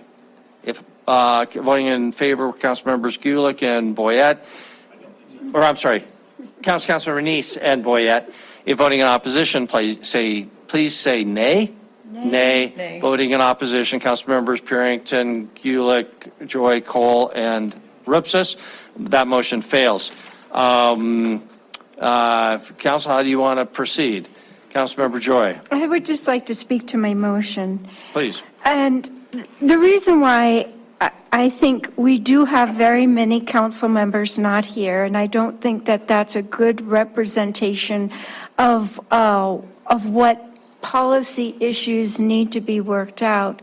I think that the idea of striking an exemption, there have been many suggestions, but without more council input, I don't feel comfortable with that. But I do feel comfortable with approving it because it has gone through the zoning commission, it's gone through a public process, it's gone through staff, and then have a direction to really come back on that second reading to suggest some alternatives to some of the sticking points, which is the exemption. I don't think the exemption is a bad idea. I just am not sure that we want a definition that includes Lampman's Park. And I think that's clear to staff. That's what we're really getting at. That's just not the direction that staff would like to go. I mean, that council would like to go with that. Oh, okay, thank you. Councilmember Boyette, and then I'm going to make a suggestion. Yeah, Councilmember Boyette. this has been one of our disasters, I think, in my mind. I'd like to move that we move this to a motion, to move it to a work session, to give that way staff would have some time to think about what we've said, give us all a little bit of time. Plus, we're missing 4 people right now. I don't know that we should be voting on something this important, because this has been a kind of a thorn in my side for a long time, getting this parkland right. So I move that we move it to a work session. Second. Okay, I guess that, okay, and there was a second down there by Councilmember Rupsis. Okay, and that becomes a substitute motion to the original motion for approval. Discussion now on that motion. Is there any discussion on that motion? Councilmember Joy. I'm not going to support the motion because all of this work has already been done. This work has been done. I don't want to disrespect the work of the zoning commission, and even though council has questions that don't, I think that we need to honor the work that's already been done. So I think that what can be brought back for a second reading could satisfy our concerns. So I won't support the substitute motion. Thank you. Okay, thank you. I'll speak. I'll support this because the late hour and we just need to move ahead. But for what it's worth, I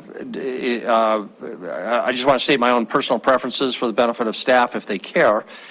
which is that if we'd moved ahead with Councilmember Joy's motion for approval, I would have then brought motions to approve what staff had suggested in Nicole's report, to make it clear that the proportionality requirements apply to developments over 3 acres. So you don't just have to get to a new 3-acre tranche to trigger a new 6,500. If it's 5.5, you get whatever the proportional share is. If it's 9.8, you get the proportional share. I don't think that's going to be controversial, so I'd recommend the staff move ahead with that.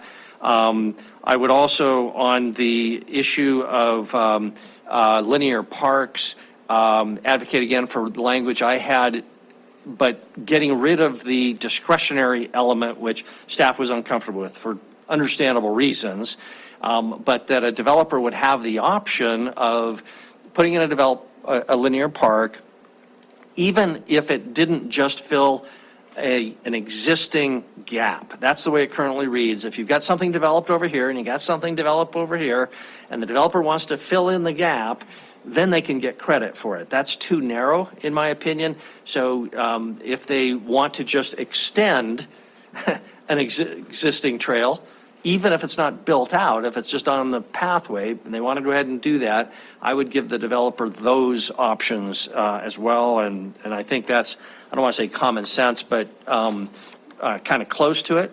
On the issue of an exemption, I'm okay with giving developers credit for good usable parks within a quarter mile. Is that what it is, or half a mile? Half a mile, whatever the existing radius was. But I would get rid of the reference to open space, because it's just really unclear. If there's a real park, quote, real park, developed park within that distance, I'm okay with giving them credit as an exemption, at least tentatively.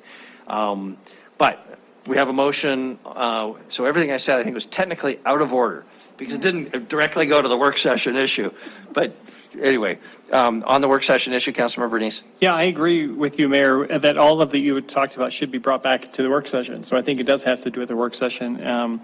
And I actually would like to see during that work session brought back things such as the arterials, having parks right next to arterials. And I think that when we look at these communities that these developments are being built, they're part of the community. And yes, a lot of these parks are private, but when you're doing linear parks to trails, this now becomes, yes, they have the developer has to maintain that trail, because they're having that connectivity between one community, one small community, to another community. And I think it's important that we recognize that these developers do need to provide some type of connectivity, pedestrian, bicycle, things like that, when they're building these communities, so they're just not isolated. So I'd like to see that brought back to the work session.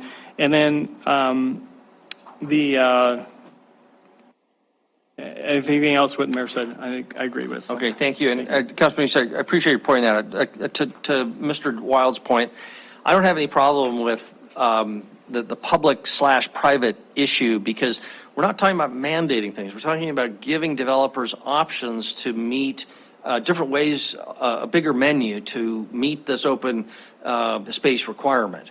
And if they don't like to do that because they don't want people going on their private connections or their private trail, then they just wouldn't provide that, I guess. So that personally doesn't cause me any great heartburn.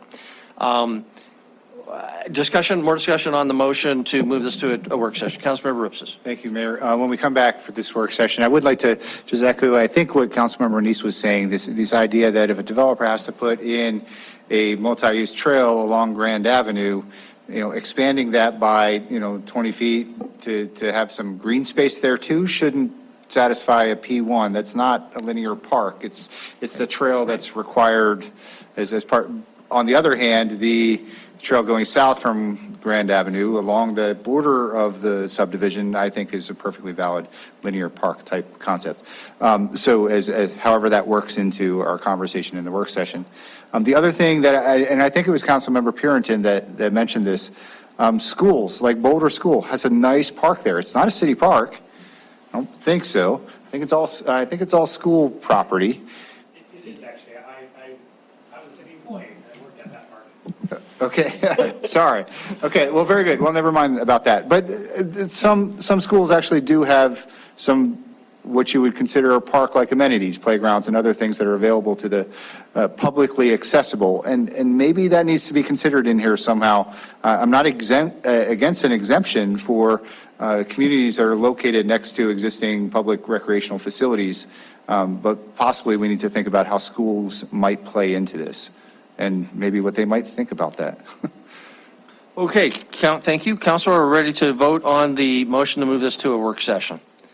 Okay, if in favor of that substitute motion, please say aye. Aye. If opposed, say nay. Nay. Okay, motion passes. Councilmember Joy voting in opposition, all other council members voting in favor. That resolves the second text amendment item. I think we kind of have some idea where the next two might go as well, but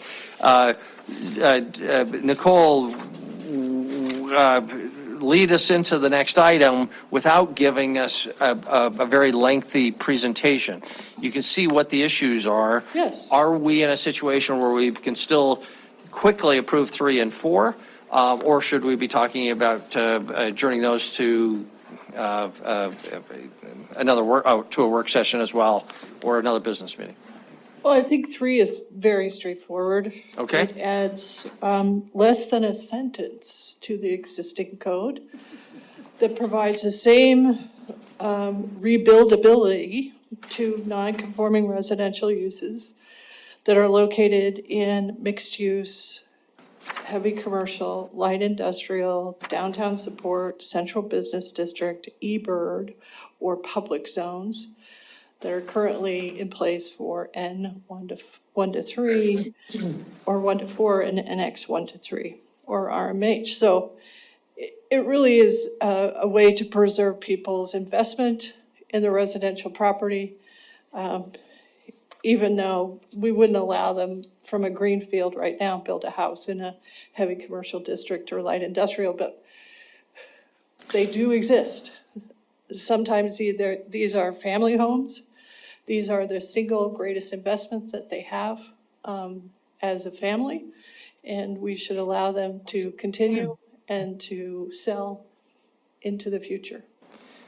Thank you very much. You're right that one is a lot more straightforward. That's the presentation. Questions before we go to a public hearing on that one? Councilmember Ripsis.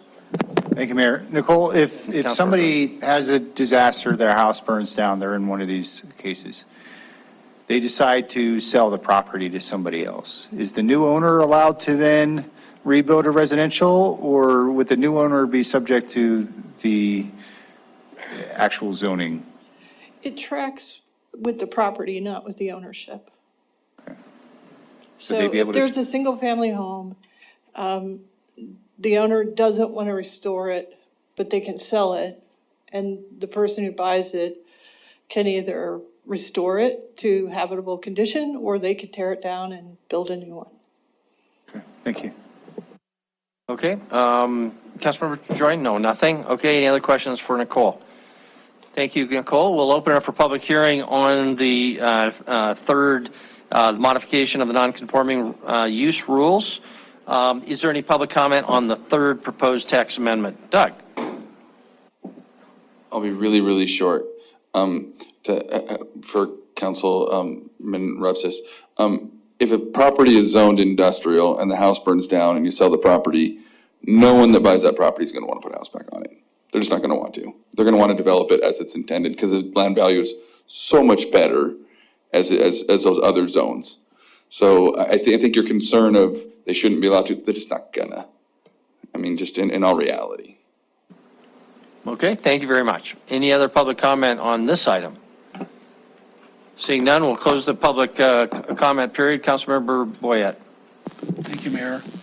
Having conducted a public hearing considered written and spoken testimony, I move to approve the rebuild of residential uses in commercial and mixed-use districts, section 27-1504, and adopt the findings of the 10 criteria. Second. Second by Councilmember Neese. Motion is for approval. Any discussion before we proceed to a vote? Don't see any.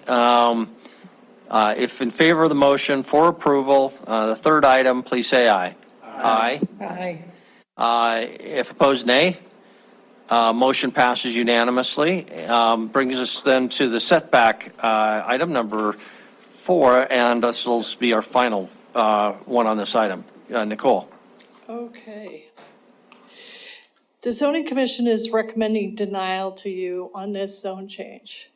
At our June discussion meeting about the proposed amendments, the zoning commission was concerned that this was a solution searching for a problem. That they directed staff to bring them data about where are there instances where this is going to quote unquote happen in the city. And are these large parcels, small parcels? And what we found through using our GIS staff to create a map for us was that there's very few instances where this could be an issue in the future, that if you adopted this regulation, it would actually completely devalue some of these properties. Like you couldn't build on them anything, more than like a single story house in an NX3 zone, because of the width of the lot is only 50 feet. So basically you're saying, okay, everything over 2 stories cannot ever be on this property. So they found that that was concerning. They found it was concerning that there could be taller structures in N districts adjacent to NX districts. So if you are limited to 2 stories within 50 feet of the property line of an N district, and then the neighbor's house in the N district is 3 stories tall, it's like who's looking in whose backyard at that point. That there is compatibility between residential uses. Whether you're living in an apartment, a townhome, a patio home, a single-family home, a mansion, a modest house, they're all people living in homes. However, those are owned or rented, it really, the zoning commission didn't see the big difference or issue. They did acknowledge that kind of the spark for this code amendment. Yes, they're on the adjacent property, the Hunter's Point Apartments, the existing one. There are some properties that are south of there for the original apartment developments that are, because it's a side setback on the home is 5 feet. And then the 15-foot setback on the apartment property puts 20 feet between 2 structures of significantly different heights. One is a single-story duplex, and the other is a 3-story apartment building. So they did acknowledge that that occurred, but they didn't find that there was sufficient facts to support a change to the code other than the existing requirement to increase the setback 20 feet from a rear property line and to 15 feet from a side property line between an NX2, NX3, and a N district or RMH district. They are also concerned about adding to the cost of development for all mixed residential developments, because when you increase those step backs, you reduce the area that can be developed. So you lose units, increasing the value that you have to ask for the remaining units. So here's the proposed amendment, that any story over the second story or any part of the building over 35 feet above grade shall be set back from the rear or side property line a minimum of 50 feet. And that is a lot of setback. But it is required now in the code between a mixed use zone and an N zone. So we already required it in that instance because those can be incompatible uses. So because a mixed use tends to be commercial, it can have different hours. There's kind of like, people don't generally live, or they haven't. We don't do a lot of actual mixed use buildings outside of downtown that, you know, people in office spaces looking into people's apartments. I know it's scary, but it can happen. So just some drawings to show you. Here's a single-family residence on the screen here, 23 feet tall. Here's the 20-foot setback to the rear property line here. Here's the 20-foot required additional rear setback because it's adjacent to the N2, next to the end zone district. And a 45-degree viewing angle, either up or down, is the most comfortable angle of view for any, normal human being. You can go further back, you can go further down, but it's not as comfortable. So these are all measured at 45-degree angles. And obviously the people on their balcony on the third and the fourth floor can look into the backyard. But that's discounting this. We require trees and buffer yards between different types of districts along the property line, along both sides of property lines. So here's the increased step back of 50 feet. Yes, the people on the fourth floor could probably still see into the backyard, but if you put those trees right here, the trees are going to do the job at 20 feet just as well at 50 feet if the buffer yards are installed. Also, here's, they still have to do a 20-foot setback in an NX2 or NX3 zone, even if it's a 2-unit or a 5-unit building that's only a single story tall. The current code requirement doesn't make any differentiation between height of structures. It says if you share a property line with an N zone in an NX2 zone, you increase your setback 20 feet. Doesn't matter if it's a single story or 4 stories. That's your increase there. Normally, like in the N3 zone, you could put that house, that single story house, 5 feet from the rear property line if you wanted to.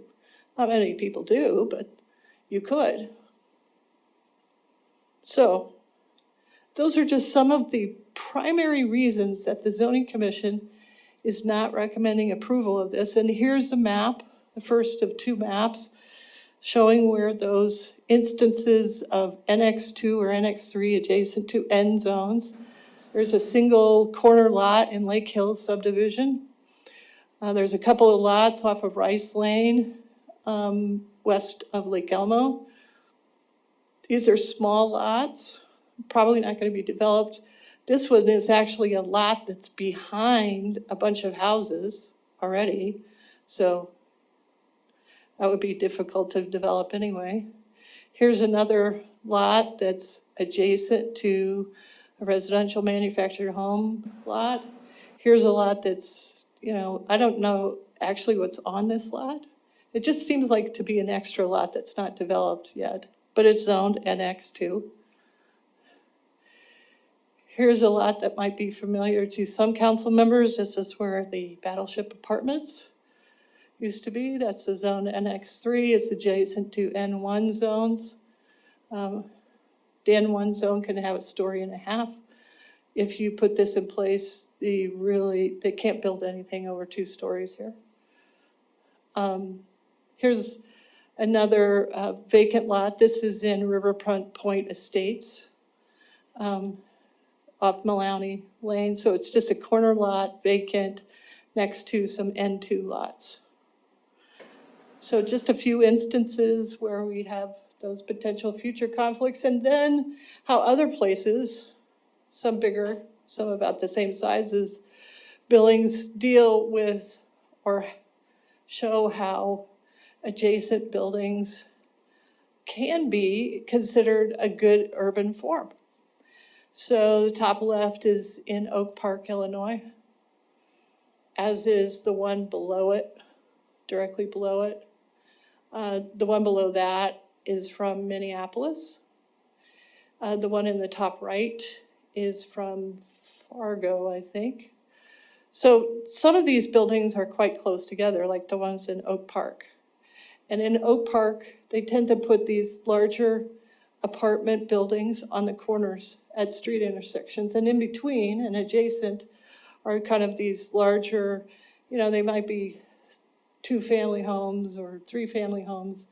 But, there is a height difference, but it doesn't make it, they don't make a big deal out of it.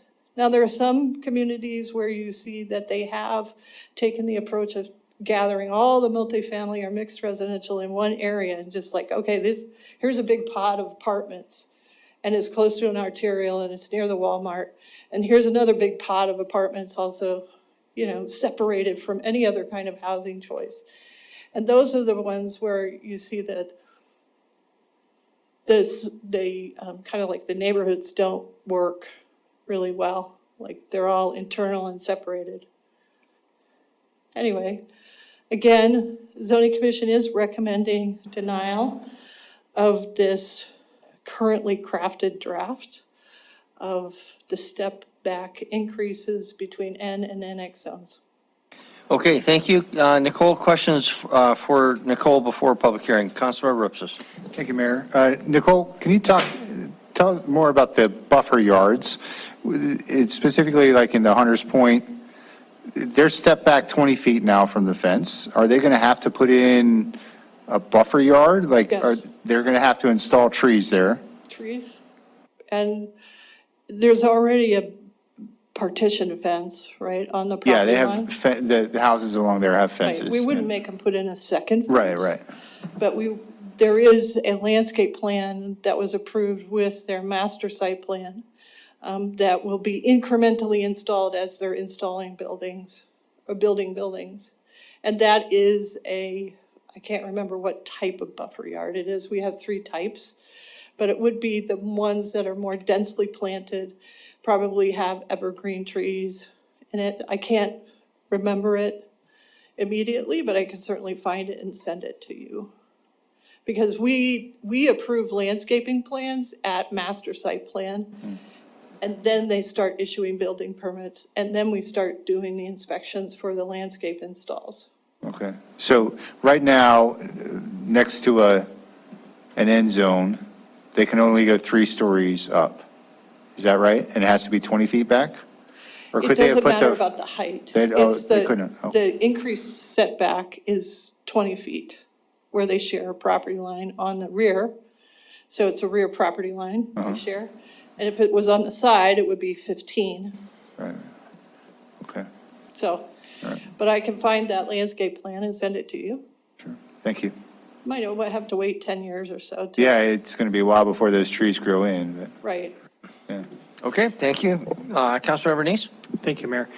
I'm familiar with some of those pictures you showed up there in Oak Park. They've got lots of water, and so they can get a lot of good vegetation growing very quickly and fast and create those vegetation walls that are high.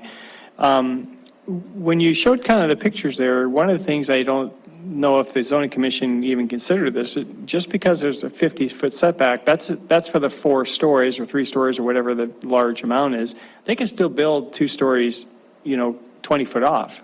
And then as the building progresses, they can go up another story. So it's not that they can't ever build a 4-story complex. It's just they can't build a 4-story complex 20 feet close to the property line. Is that correct? They can still build a 2-story, 20 foot off, and then the same building can go up another couple stories and have 4 stories.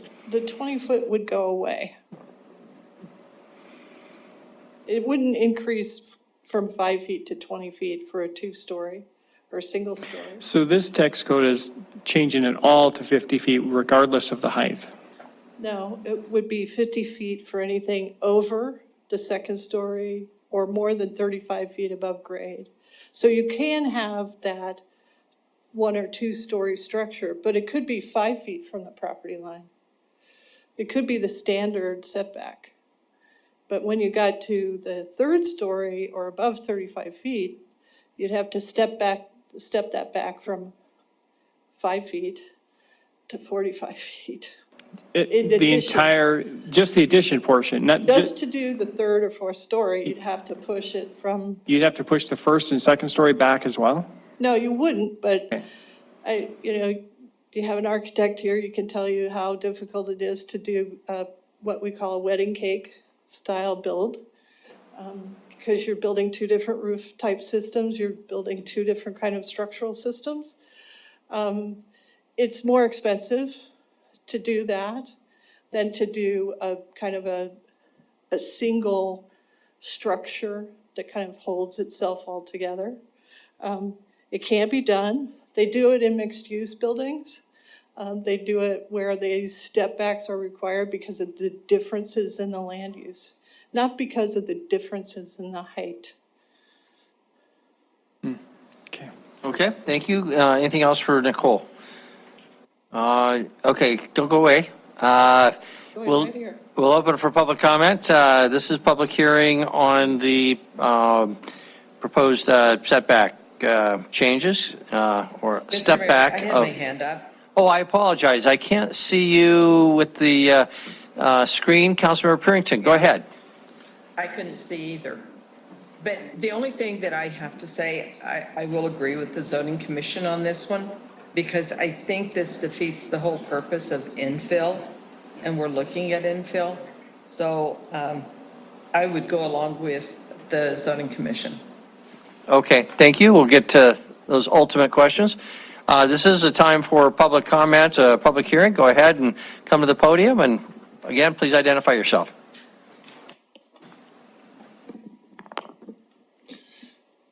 Good evening again, Mr. Mayor, members of council, John Halverson. I'm going to speak on this one as a private citizen at 239 Avenue F. Because it's not a professional concern for me. This is as a citizen of Billings who wants to see the city be a place where working people have housing and have opportunity. So I'll just say that this, first off, the setback now for a rear on an NX3, NX2 would be 20 feet at the rear, and going to 50 seems pretty severe. 50 feet seems like a fairly arbitrary number as well, and that applies, across an alley, across, which is itself going to be 24 feet. It applies to a side property line, and it's going to make a lot of development infeasible. It'll make, certainly a half story above that 2-story building would be infeasible to cut that back another 30 feet. It'll make a lot of infill totally impossible in our city. And at a time when, housing supply is a major nationwide issue, and our state has tried to pass laws that will make housing production easier. This does the opposite of that. It's not a widespread problem. In the words of Commissioner Daniel Brooks, it's, a solution in search of a problem. I would also add, on top of that this, and I don't think anyone wrote it to be this way, but this amendment is discriminatory. We have an N3 zone that allows 3-story structures within 5 feet of their rear property line. So this amendment asserts that there is some harm derived from a 3-story multifamily structure being within 20 feet of you, and there is not a harm derived from a 3-story mansion being 5 feet from your rear line. So right there, this amendment, privileges one class of Billings resident over another. And I think that's pretty objectionable. I would just also say that, again, the issue of, I think in planning, we call it ripeness, about whether our regulations are ripe, whether our efforts have reached ripeness. I would say that, when you publish a document, a plan of some kind, you're just putting the cake in the oven. And we're pulling the cake out of the oven and saying, let's add a little bit of flour, let's change up this cake while it's in the oven. So let's give it some time to see what happens here. And I just want to really strongly express my opposition to this regulation and how detrimental it will be to the production of workforce housing in the city. Thank you. Thank you. Okay, any other public comment on this fourth text amendment? No one's coming forward. No one's online. We'll close the public hearing.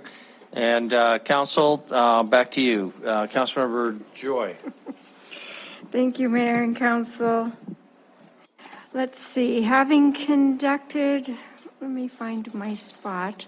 Having conducted a public hearing, considered written and spoken testimony, I move to deny setbacks for construction, structures in NX2 and NX3 as recommended by the zoning commission. Second. Okay, motion made and seconded to deny. Discussion on the motion. Councilmember Joy or Purinton, did you want to speak to your motion or second? No? I already have. Okay, Councilmember Neese? Thank you, Mayor. This is a tough one for me because I like to see transitions between property types and zones and things like that. And I know that it's said it's a solution looking for a problem. If there's a problem here, we've seen it. And if you are the property owner of some of these houses that are living behind what happened to them, they know there's a problem. And so, you know, this is unfortunate. We have a balancing act between two property owners, two property rights, what they can and can't do on their property and how they can enjoy their property. And so I won't support the motion because I think something needs to be done to help protect property owners who are already there, invested in the property, part of the community, when another development is put in that really inhibits the use of their property in a way that they've come to enjoy. So this likely will hopefully won't pass, but I would like to see it somehow come about some other way. So it's we'll have to continue to look at other zoning options and restrict zoning a little further to make sure that if this something like this is not put in place to help protect some of the property owners. Thank you. Okay, thank you. Any further discussion? Councilmember Boyette? Thank you, Mayor. I keep thinking of the property over off of Central where a gentleman has a house and he looks back and there's a 3-story house directly behind him. It'll be forever before any tree would grow tall enough that someone wouldn't see him. So I'm not going to support it because I visualize that. I know that the builders don't like it. I just like a sloping back versus a tall building. I just think it looks better architecturally than a blank wall staring at me. That's just my 2 cents. Thank you. Thank you very much. Any further discussion? Councilmember Rupsis. Yeah, thank you, Mayor. I'm going to stall for a little bit while I try to make up my mind. There are a couple things that have bugged me about this. One, the presentation had all these nice side-by-side pictures in it, and we didn't have a single picture of the actual issue we're facing here in Billings. I wish we would have. Because it is really quite stark. These homeowners are facing a 3-story wall. I think I can't remember if there are 4 or 8 units in each 3-story building. There's a gap between the 2 buildings, and if you look through that gap, you see a 4-story building. This has really impacted those neighbors, those existing property owners' rights to light and air and that specific zoning criteria that we're supposed to, I think, pay attention to. The other thing that it kind of gets me is that, yes, we will have buffer yards there. The trees will just take forever to grow in. But it's kind of a backyard. You expect to be able to use your backyard in some degree of solitude or something. And maybe that's not even a correct assumption on my part, but the side-by-side setbacks are very different. I don't really pay attention to the house next to me, but when I go out on my back deck, I see that house right behind me at 15, 20 feet away. That has a much more immediate impact on my ability to use my yard and have that kind of bit of space to myself. On the other hand, I find this argument that it is, maybe unintentionally discriminatory to be very persuasive. An N3 building in an N3 zone can be 5 feet off and three stories up by right with no thought to it. So how is it that we can say that a different type of building should be treated differently?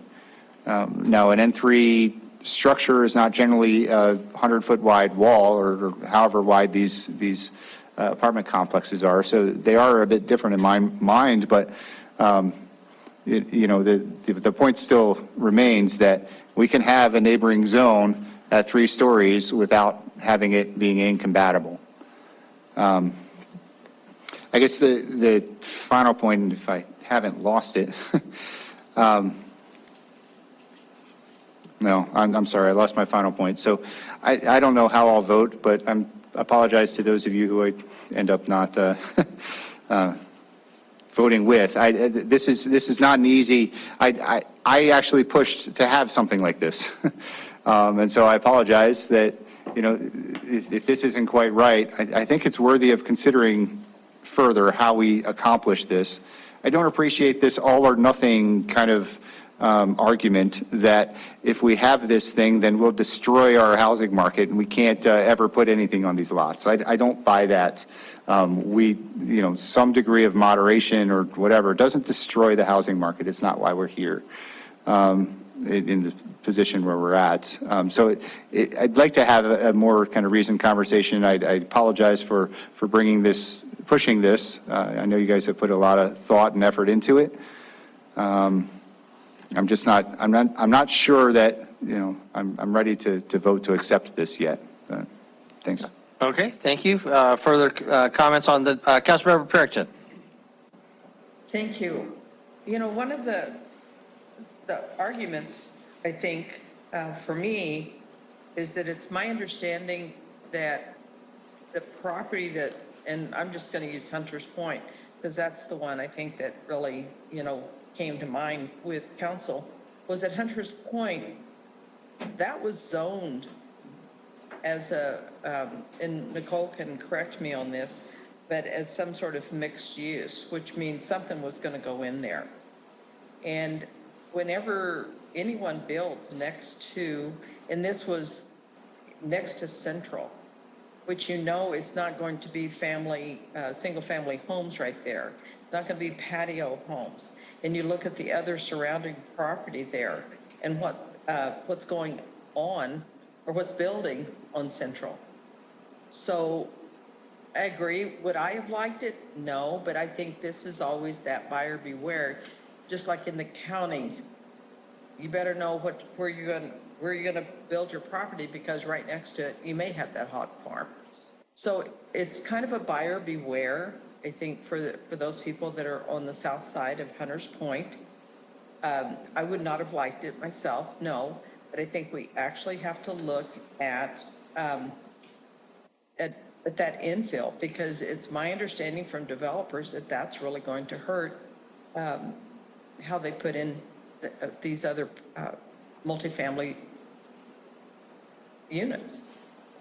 So I still agree with the zoning commission on this one, that I would deny. Okay, thank you. Council, anything else before we proceed to a vote? I'll just comment. I will vote to approve the denial in favor of the motion. I think the 50-foot was just too far. I think it was destined from the beginning to go down. I don't know where the 50-foot even came from. That's 120% of or 150% of the existing 20 feet. The concept of stepping back upper stories does not seem crazy to me, so maybe this should come back at some point, but it would have to be much, much more modest than what this current proposal is, and that's what's before us today. So with that, we'll proceed to a vote unless there's anything else. Again, the motion is Councilmember Joy's motion seconded by Councilmember Purington to deny consistent with the zoning commission's recommendation. If the motion is clear, if in favor of Councilmember Joy's motion, please say aye. Aye. If opposed, say nay. So the motion passes. Councilmember Boyette was voting in opposition. All other council members, and Councilmember Neese? Okay, thank you, Councilmember Boyette. Councilmember Neese voted in opposition. Other council members voted in favor. Therefore, that concludes the fourth proposed text amendment. And that concludes item number 6 and brings to almost the end of our agenda. Public comment on non-agenda items. Is there anybody with us who'd like to comment on something that was not on our agenda this evening? If so, this is your opportunity. Councilmember Purington. Yes, I have a public announcement. The air show is looking for volunteers. And so if folks want to volunteer for that, you'll get a free pass into the air show. They're long days. There'll be a full day. But you can apply as a volunteer at YellowstoneAirShow.com. And then you scroll down and it has volunteers. And so all you do is click on that. It has a list of the times that are available, the jobs that are available. So I hope people will look at that. It is YellowstoneAirShow.com. Thank you. Thank you for that announcement. There's no one else coming forward. We'll close the public comment period. Council, I believe there are no council initiatives tonight. Even if there are council initiatives, there are no council initiatives tonight. And with that, we're adjourned.